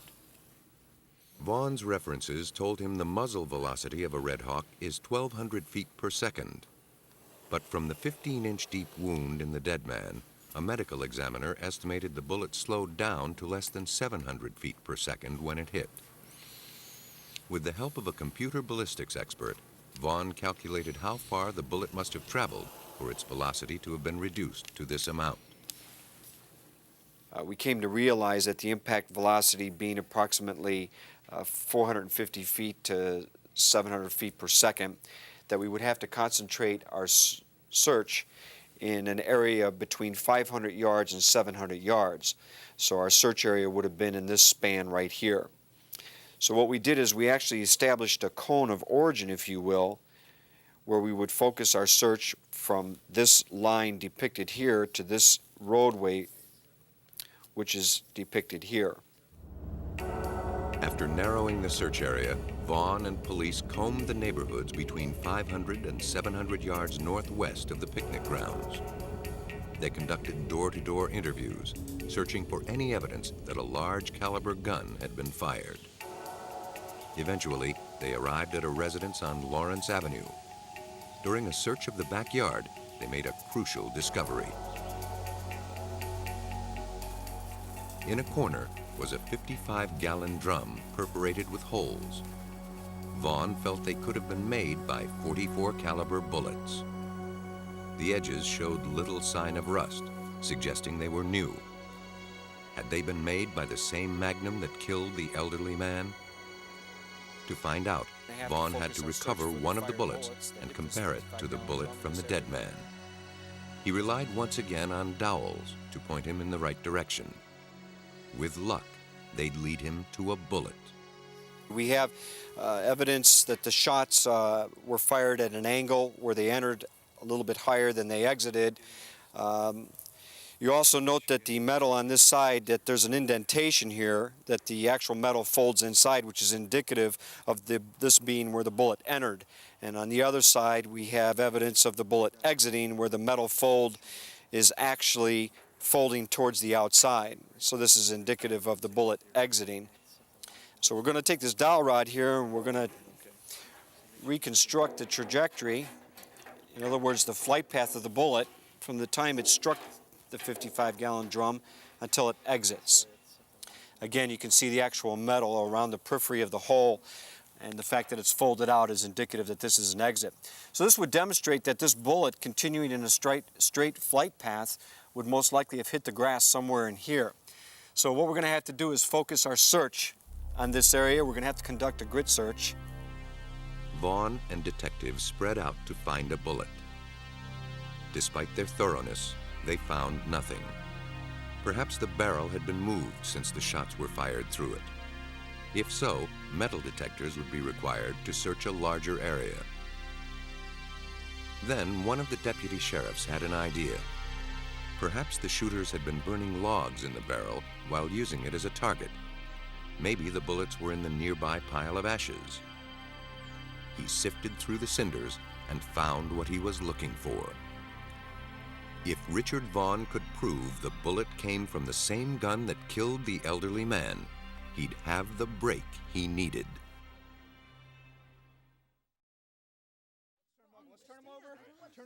When the man died in a picnic ground in Bloomingdale, Illinois on July 4th, police had only two clues: the bullet recovered at autopsy and the wound it left behind. Now, ballistic examiner Richard Vaughn had a second bullet, found near the 55-gallon drum. A comparison of the bullets would tell him if they came from the same gun. Every Ruger Red Hawk Magnum leaves similar rifling marks on a bullet. 6 lands and grooves with a right-hand twist. But every gun also leaves its own unique individual signature on the bullets it fires, produced by tiny irregularities in the rifling. The bullet found in the drum was deformed by the impact, but Vaughn was still able to discern a series of distinguishing marks. They were enough to conclude it came from the same weapon that killed the victim. The net was closing in. But an important question remained. Could a bullet fired from the backyard travel unobstructed for nearly a half-mile to the picnic grounds? Vaughn enlisted the help of an engineering firm to survey the bullet's likely path. They recorded ground elevations and the positions and heights of every house and tree between the Lawrence Avenue residence and the picnic grounds. Then they constructed a diagram. The red line here demonstrates the calculated trajectory of the fatal bullet. The dark line here demonstrates the terrain. We do have documented here the dwellings that fell within the line of the trajectory of the fatal bullet. What we were able to determine was that this particular residence, for example, the bullet went directly to the right of it. But this indicates where the barrel of the firearm was. This is the fence that was at the back of the property, of the suspect's property. And this is the area where the decedent was seated. On its half-mile journey to the picnic grounds were many potential obstacles.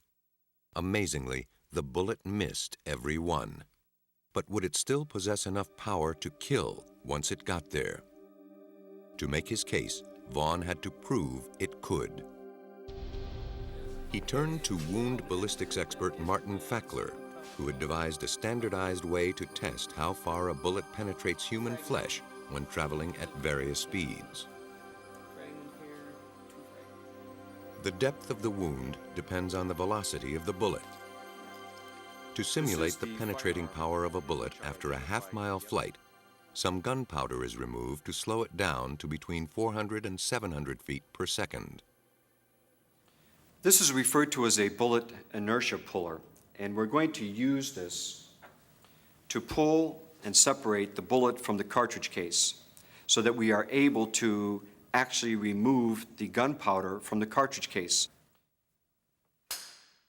Now that the bullet has been separated, Vaughn carefully tips out a measured amount of the gunpowder. It's a trial and error process. Empty out some powder, fire around. Measure the bullet's speed. If it's too high, remove a little more gunpowder. If it's too low, remove a little less from the next round. To ensure that the bullet impacts the block at the intended velocity, its speed is measured with an electronic timer. This is a chronograph. This is used to measure the speed of a moving projectile. It is nothing more than a timer, and the timer is started by the shadow of a bullet passing between these first two rods, and the timer is stopped by the shadow of a bullet passing between the second two rods. The speed in feet per second of the projectile is then recorded in the front of the machine.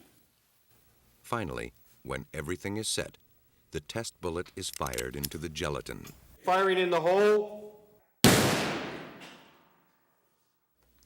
The bullet traveled 15 inches, almost identical to the depth of the fatal wound. What's more, like the bullet found in the victim, it had not deformed. The test proved that the bullet had enough power to kill the man from a half-mile away. Further evidence that the shot had been fired from Lawrence Avenue. The results of Vaughn's test gave Assistant State's Attorney Joe Burkett grounds to serve a search warrant on Robert Logsdon, resident of the home where the drum was found. Logsdon admitted he and his girlfriend held a party on July 4th. But at first, he denied owning a handgun. As a convicted felon, it was illegal for him to possess one. He lied about virtually everything until he was confronted with facts that were known to us that we had put in the warrant, and he ultimately confessed and implicated his girlfriend as well in the shooting. There's a man who's dead. Under pressure from Burkett, Logsdon produced a .44 caliber Strum Ruger Red Hawk. He later confessed and revealed the events of his party. It had started ordinarily enough, a barbecue for a few close friends. Sometime in the afternoon, Logsdon had gone into the house to fetch his Ruger Red Hawk. A jug of water was placed on the 55-gallon drum as a target.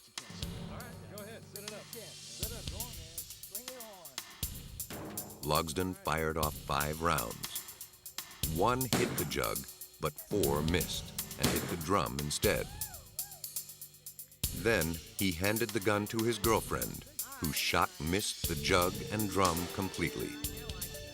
From Logsdon's statement, Vaughn determined that the girlfriend fired the fatal bullet.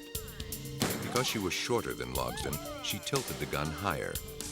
The increased angle gave the bullet a trajectory high enough to reach the picnic grounds. Logsdon pleaded guilty to unlawful use of a handgun, to possessing a stolen weapon, and to involuntary manslaughter. His girlfriend also admitted firing the gun and likewise pleaded guilty to involuntary manslaughter. Logsdon was sentenced to 6 years. His girlfriend received 90 days plus probation.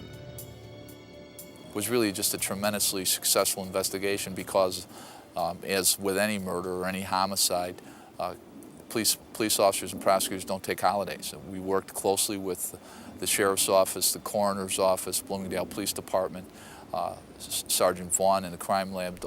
Everybody did an excellent job. In Bloomingdale, victim and killer were completely unaware of each other's existence and were a half-mile apart. It took the tools of forensic science and the dedication of law enforcement professionals and ballistics experts to bridge the gap. The Bloomingdale death was a tragic accident caused by carelessness and an astonishing twist of fate. Its randomness made it a challenge to solve. In Chicago, during the turbulent 1960s, an investigator struggled with a different challenge. A political activist lay dead. Was he killed in self-defense or assassinated? The bullet-riddled walls held the answer.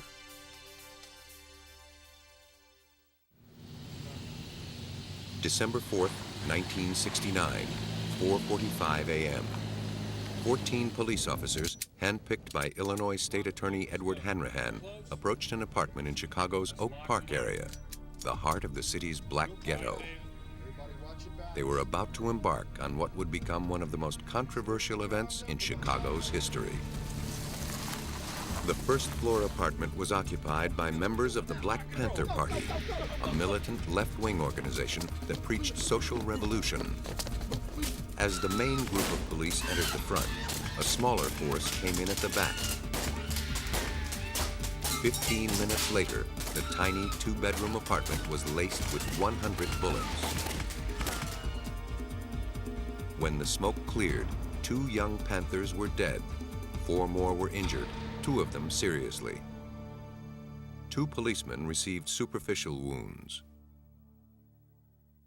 The raid yielded a cache of arms, 19 guns and boxes of ammunition. Among the dead was Fred Hampton, age 21, the charismatic leader of the Panthers' Illinois chapter. Black people need some peace. White people need some peace. If we are going to have to fight, we're going to have to struggle. We're going to have to struggle relentlessly to bring about some peace. Hampton was the 28th Black Panther killed by police in less than 2 years. The Black Panthers emerged in Oakland, California, a product of the 1960s social unrest. While black leaders such as Martin Luther King advocated civil disobedience and political action to advance civil rights, the Panthers seemed prepared to use violence if necessary. The December 4th raid quickly became a media event, as the Panthers and the authorities gave radically different accounts of what happened. Hanrahan claimed the police were serving a legitimate search warrant when the Panthers started shooting. When the police officers announced their office, they were fired upon. In a filmed demonstration, the police gave their account of the raid. In this version, Panther Mark Clark was sitting in a chair in the living room. He fired a shotgun through the front door as police approached. Police then burst in and shot him dead. As more Panthers began shooting, the exchange escalated. There were 3 shots fired from the rear bedroom. They were directed directly at the back door as I was coming in. I backed out again. According to police, When they entered Hampton's bedroom, they found him in bed, lying on his stomach. He opened fire with a .45 caliber automatic and a shotgun. In self-defense, they shot him twice in the head. But the Black Panthers told a different tale. The police burst in without warning, started shooting, and killed Mark Clark, who fired only after being fired upon. No other Panther used a weapon. More police stormed in from the back, found Fred Hampton asleep, and shot him twice in the head before he had a chance to wake up. Hampton's girlfriend was in bed with him when the raid began. Still half asleep, I looked up and I saw bullets coming from, it looked like the front of the apartment, from the kitchen area. They were, pigs were just shooting. When he looked up, just looked up, he didn't say a word, and he didn't move, except for moving his head up. He laid his head back down to the side like that. He never said a word, and he never got up out the bed. The Panthers were convinced that Fred Hampton was assassinated and that police had launched a full-scale cover-up. Panther lawyer Skip Andrew acted as their spokesman. Anyone who went through that apartment and examined the evidence that was remaining there could come to only one conclusion, and that is that Fred Hampton, 21 years old and a member of a militant, well-known militant group, was murdered in his bed, probably as he lay asleep. Police arrested the surviving Panthers and charged them with several offenses, including attempted murder. To defend the Panthers, their lawyers needed evidence to support their version of the raid. They turned to ballistics expert Herbert McDonnell. He seemed an unlikely choice. More than once, he had investigated gunfights between the police and black radical groups. He usually sided with the police. I understood it was a shootout, similar to the ones I'd investigated before in the Republic of New Africa and Fred Ahmed Evans and others. So I expected this would be another black militant group who were in the wrong and the police were in the right. As McDonnell saw his role, it was to decide whether the police or the Panther account of the raid was nearer the truth. To determine this, he would have to reconstruct the raid from bullet holes and spent bullets in the apartment. It would take all of McDonnell's skill to find out what happened. He entered the apartment through a small foyer, which led to the living room. Mark Clark, the first Panther to die, had been shot here. Beyond the living room were two bedrooms. Fred Hampton had died in the farther one. Finally, at the back lay the kitchen, through which the rear contingent of Hanrahan's force had entered. McDonnell started his investigation in the living room. I spent 10.5 hours collecting evidence, taking photographs, and observing the trajectories of various bullets. I had never seen an area that had been so shot up as the living room. On one wall, the south wall, there were 45 bullet holes of various calibers. The larger ones were .45 caliber fired from a Thompson submachine gun. There were blasts from shotguns, and there were .30 caliber and .38. Having different sizes made it somewhat easy to establish which were fired from various weapons. Who had fired these shots, the Panthers or the police? McDonnell hoped his investigation would provide the answer. As streams of sightseers trooped through the apartment, McDonnell set to work, unpacking the simple tools of his trade: a camera, notebook, ruler, and a ball of string. Soon, he made a curious request. I asked if I could have some straws brought in and some dowels. The Panthers went out, some of them, and they came back very quickly with a big handful of straws and a bundle of dowels, small ones. After measuring the precise position of every hole in the living room wall, McDonnell gently pushed the dowels and straws into them. By following the direction of a dowel, he could trace the path of a bullet. The straws protected the holes, ensuring that a dowel did not knock out plaster and destroy vital evidence. When he finished, the result was startling. All 45 bullets had been fired from the vicinity of the living room door. All must have come from the police as they burst into the room. When I began looking at the number of bullet holes, it became apparent that the vast majority seemed to be coming into the apartment rather than going out. The investigation seemed to be favoring the Panthers' version of the raid, but the police were quick to state their case. In an interview with the Chicago Tribune, Hanrahan produced a photograph of bullet holes in the molding around the back door. He called it irrefutable evidence that the Panthers had fired at the police as they entered from the rear of the apartment. Reporters studied the photos. One of the 4 pictures you gave the Tribune had 2 bullet holes on the right side of what was supposed to be the rear door. But when reporters inspected the apartment, they found the marks to be not holes, but nails. Hanrahan backpedaled.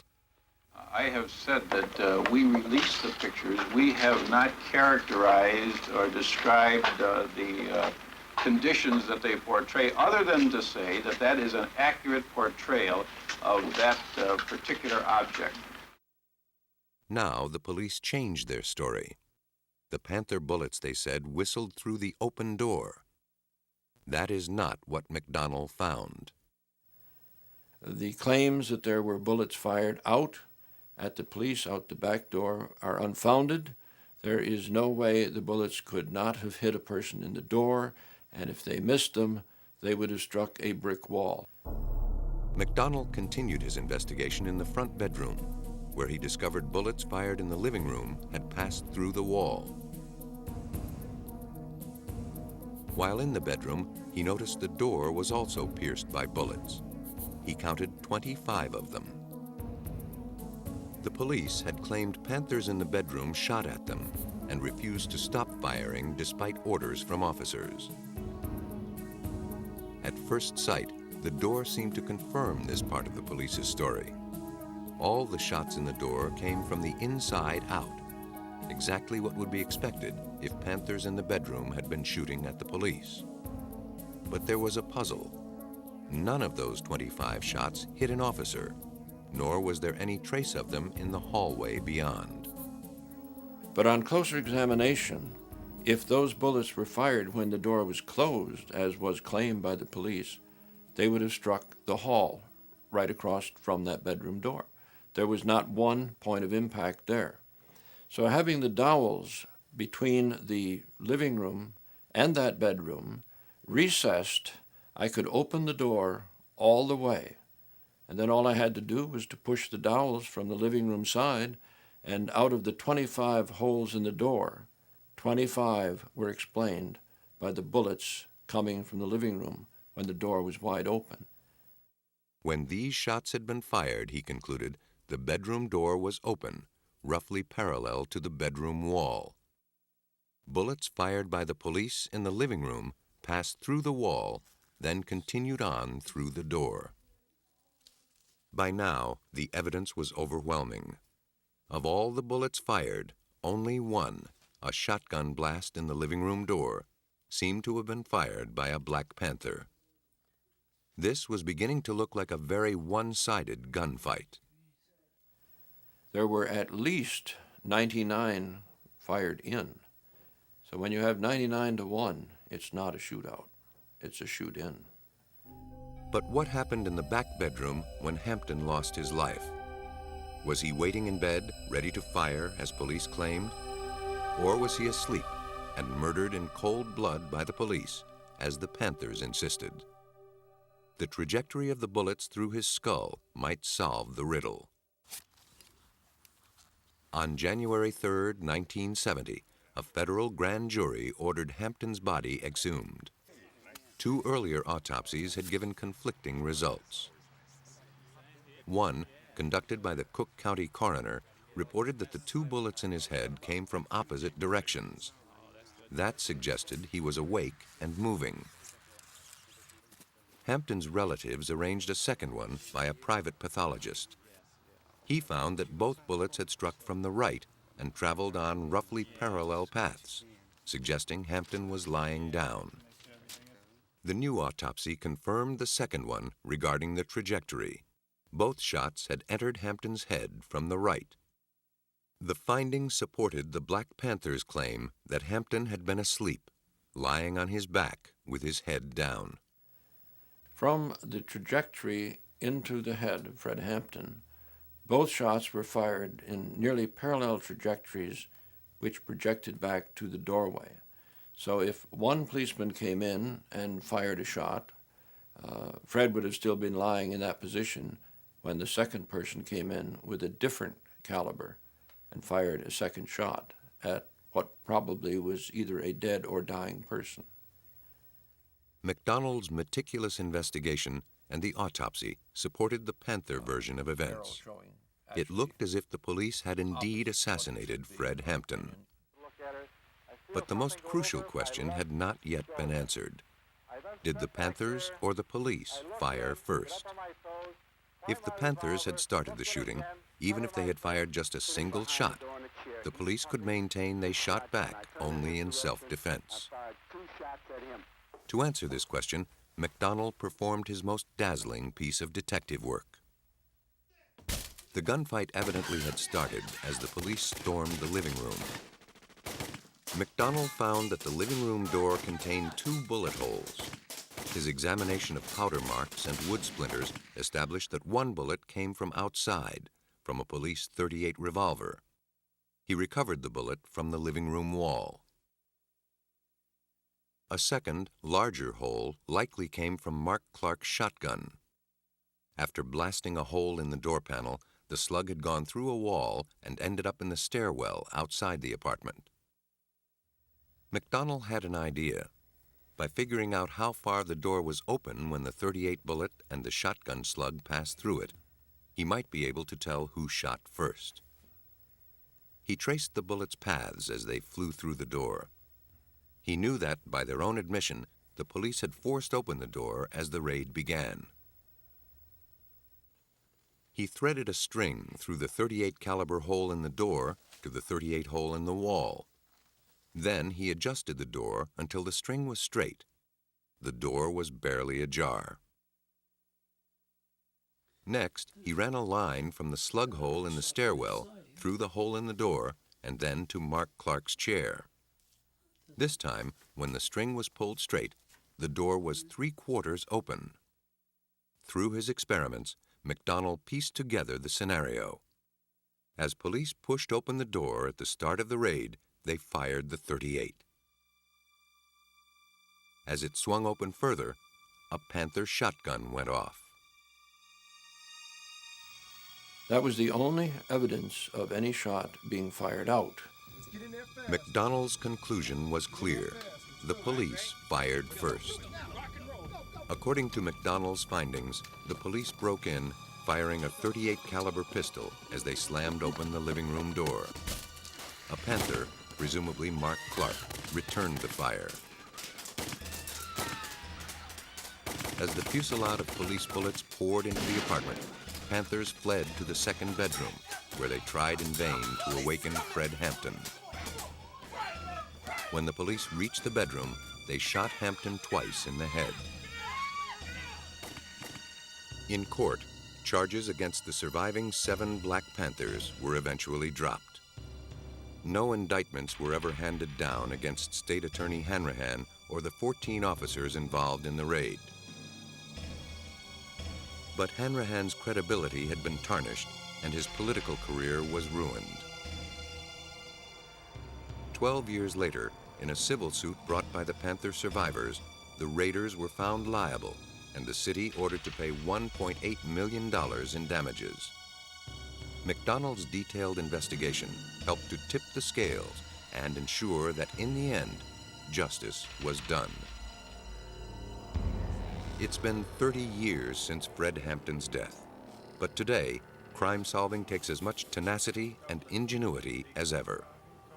Investigators are finding a new ally in the computer. It's proving time and again that a criminal's past can catch up with him.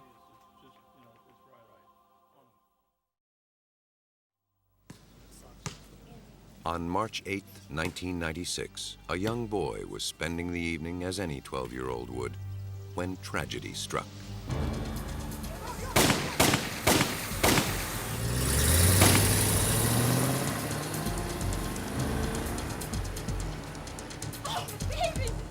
A gang war simmered on the streets of his New Orleans neighborhood. The boy became a casualty of that war, a bullet in his head from a senseless drive-by shooting. Within minutes, police and paramedics were on the scene. They rushed to save the boy's life, but from the start, the prognosis looked grim. Homicide detectives from the New Orleans Police Department began interviewing eyewitnesses. Two men who had run for safety when the drive-by occurred returned to the scene. One of them was the victim's uncle. The men admitted to police that they were the intended victims. They recognized the car and identified the triggerman as Kevin Jordan, a gang member and drug dealer. Meanwhile, the child was taken to the hospital. 15 hours later, he died. As the search for Kevin Jordan started, Sergeant Michael Rice and John Treadaway, firearms examiner for the New Orleans Police, began their own quest. 2 bullets had been found at the crime scene, and a third had been recovered from the little boy. Could they link those bullets to a gun, and then link that gun to the killer? The bullet was placed in our evidence room, and it was delivered to the firearms section for me to examine. Examining the bullet, I found that it was a .38 caliber having a 6 right rifling twist. Most drive-by shootings involve semi-automatic handguns, but this bullet was fired from a revolver. So I was able to inform the Detective Bureau that the gun that was used was a .38 caliber revolver. But were all 3 bullets fired from the same .38? To find out, Treadaway had to compare the fine details of each one. So, you see how pronounced this is? If you look up on the monitor in the groove, you can see about 2/3 of the way down it's a good match. It matches on the following land and the following groove. This is a hit, no doubt at all. This is both bullets fired from the same weapon, no doubt. Okay. And I think this is what they needed. Now, detectives in the field knew that only a single .38 revolver had been used. Until they found it, there was little more that Treadaway could do. Open the door, please. Whoa, man. Whoa. Detectives, meanwhile, learned the name of the driver. He was Henry Talley. They also found out he owned a .38 caliber revolver. On March 16th, they arrived at Talley's home, armed with search warrants. A search turned up drug paraphernalia, marijuana, crack cocaine, and 3 guns, including his .38 caliber revolver. He was taken in for questioning. Talley's weapons were confiscated and sent to Treadaway at the ballistics laboratory. Could he tie the .38 revolver to the bullet that killed the boy? If so, the police could build a solid case against Talley and the alleged triggerman, Kevin Jordan, who had already been arrested on suspicion of murder.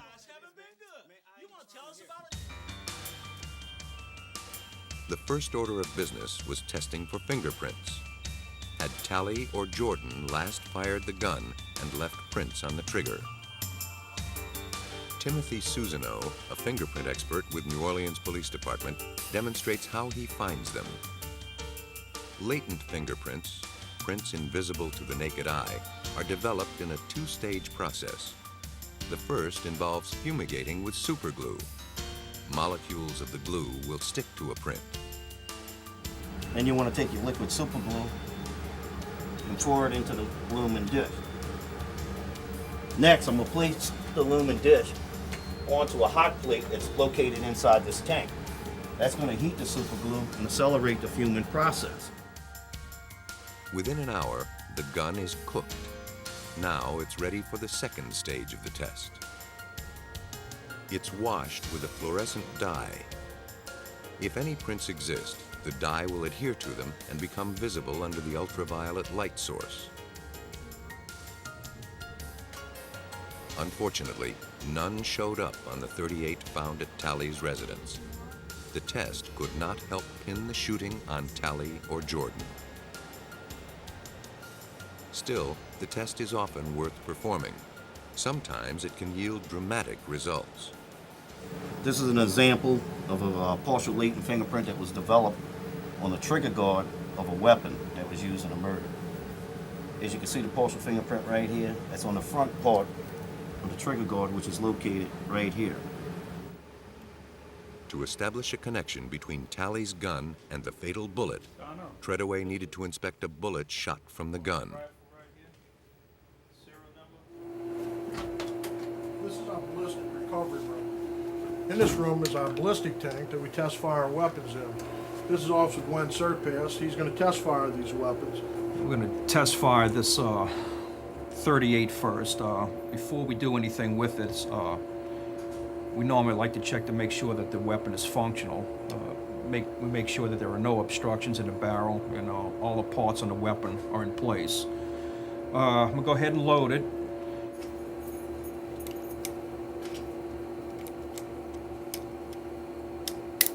We need to put some ear protection on. It gets a little loud in here. The gun is fired into an 800-gallon tank of water, informally called the hot tub. Water halts the bullet without distorting its shape or marking its surface.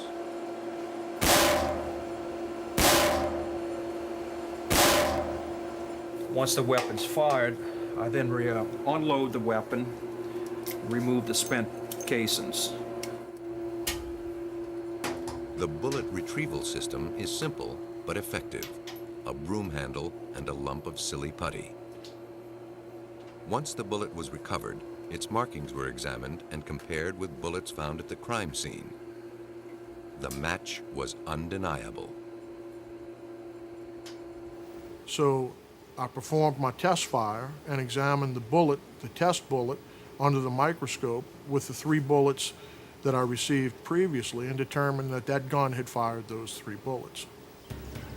Talley's gun had indeed shot the little boy. Both Talley and Jordan were convicted felons, and by now the New Orleans police had enough evidence to charge Jordan with murder. But they suspected that the guns found in Talley's house had been used in other crimes. Could a new computer system implicate Talley in past crimes?